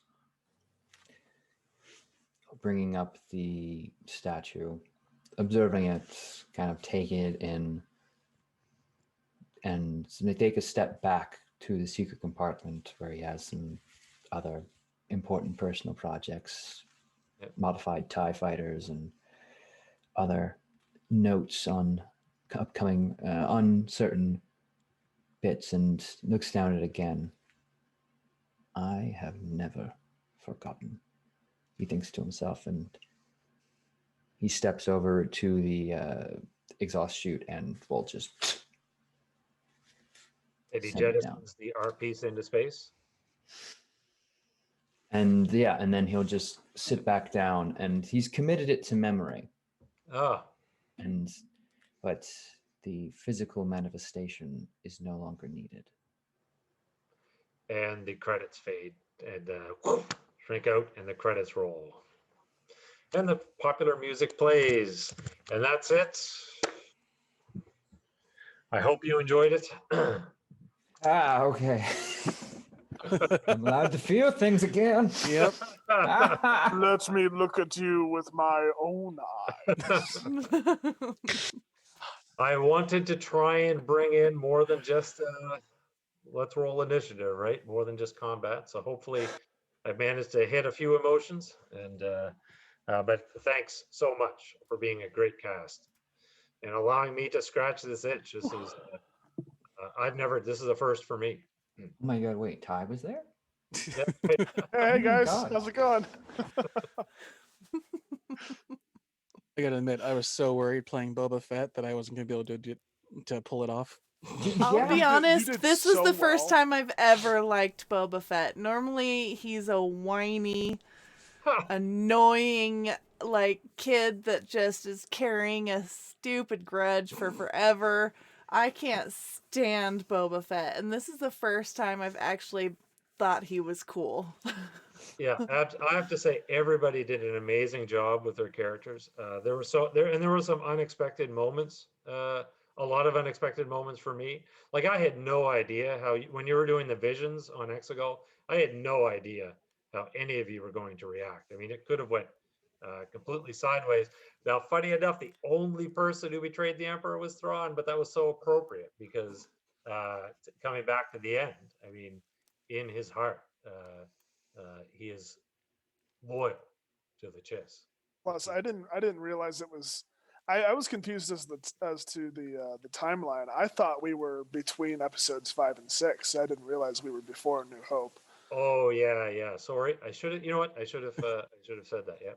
No, but I mean, none of that would have been different. You know, No, like, that's right. Vader Yeah. was so subservient and beaten down all the way up until. Yeah, and you have to remember this. Even though this is just before Rebels, and that's like still like 20 years after Revenge of the Sith. So Vader's had 20 years under the Emperor's control. Out of curiosity, did I throw you for a loop when Padme went up there? I sensed that. Threw me for a loop. I thought, no. What really threw me for a loop was Palpatine's face showing up on top of Padme. So I was like, oh god, no! Absolutely. That is Vader's fever dream right there. No, it was great. It was great. I was expecting, like, Anakin was obviously the right choice for when the helmet pops open. Yeah. But I was expecting Ahsoka, to be completely honest. Like, you know what? I had debated that. I did not decide who was going to be underneath the helmet until today. yeah. I was like, I just went like, well, no, he's his enemy, right? So I thought that was, I thought it worked, but yeah. So I really enjoyed it. I really appreciate everyone. Thanks to everyone in chat. I hope you all enjoyed watching, and so I guess we'll go around and everybody can kind of sign off, let people know what's happening next, and then we'll close the road. Hi, everyone. Or do you want to go first? No, I'll go last. Okay.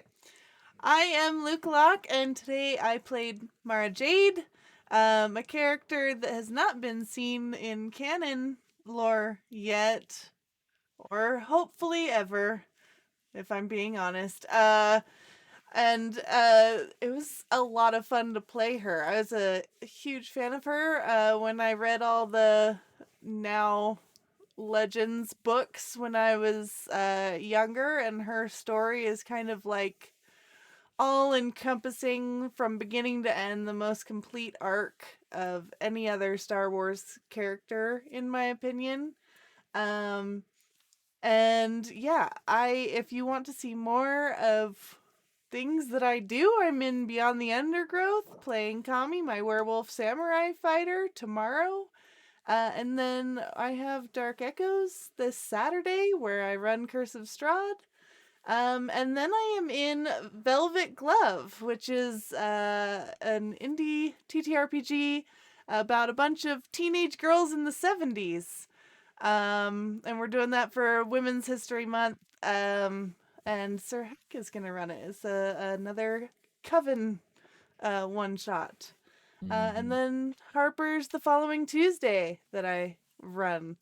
And that's it for me. That's it? That's well, you know. We could keep going, I'm sure. We could. I got a whole bunch in April, but I'm just covering the next little while. Not to mention all of the behind-the-scenes stuff. And thank you, Luca, for being in charge of all the technical aspects. Oh yes, this overlay brought to you by me. All All right, well, that's me. Hello, everyone. I am Turk. I was playing Mitth'raw'nuruodo, also known as Thrawn, his core name, the just Admiral. Hopefully soon, Grand Admiral. But it's just, oh my God, I just want to say really quickly, thank you so much for putting this together. This is amazing. Even though my face is itching like crazy and my eyes hurt, it's the best. But I am, of course, on Twitch and Twitter at Turk Accented. If you want to know what I'm gonna do next, keep it locked here on TBK. But also on Thursday, I'll be over in Nat 20 for the finale part 2 of Roundhouse with that God Swallow title there. Saturday, I will be playing in as a puppet dancing on Lucas strings in Dark Echoes. Sundays, we'll be breaking down everything and anything amazing that has occurred this week with TBK, which of course will heartily include this. It'll be hard picking a clip with Total Play Recap with myself, Heck, and Kohlrabi. Heck is in chat, linking everything up like a storm, and Cole is asleep. So they're both in their respective spots.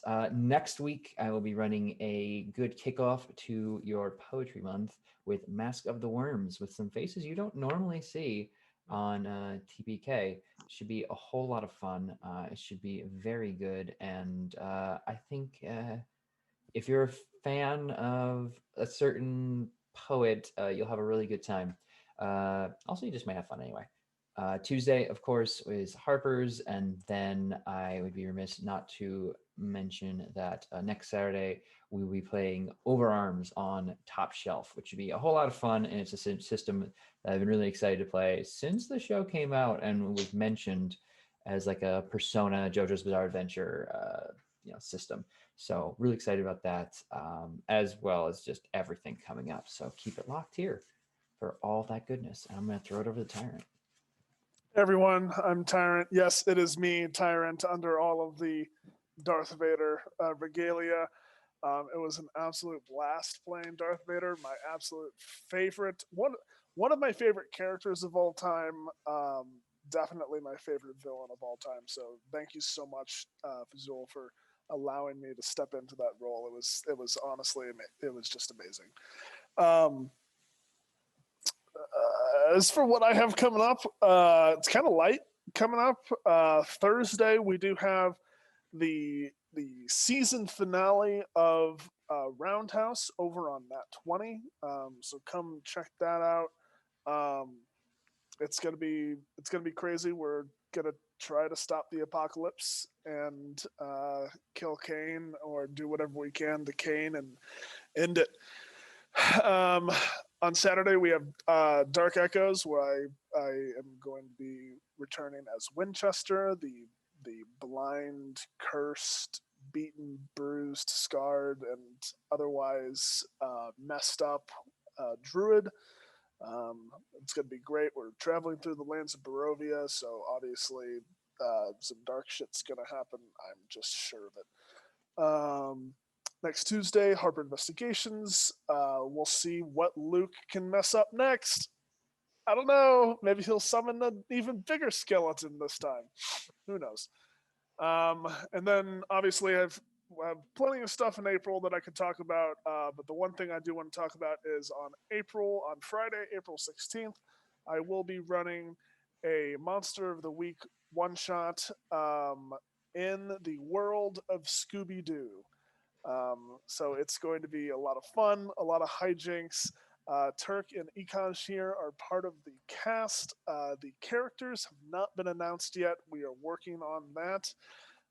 It's going to be a big thing. Trust me, it's worth the wait. Jinkies. Sorry, no spoilers. Yes, but that is what I've got coming up soon. Pass it on over to Ekash. Hey everyone, Ekash New York here. Nervously playing Boba Fett, so I'm happy it turned out quite well. Hopefully better than I was worried about. I've actually got a few things coming up with TPK, so I'm super excited. Friday, I'm going to be joining up with the Cold Hearts Warm Hands group and continuing on with my quick little guest filler character, I believe, unless things change. But I was asked to come back, and I happily will.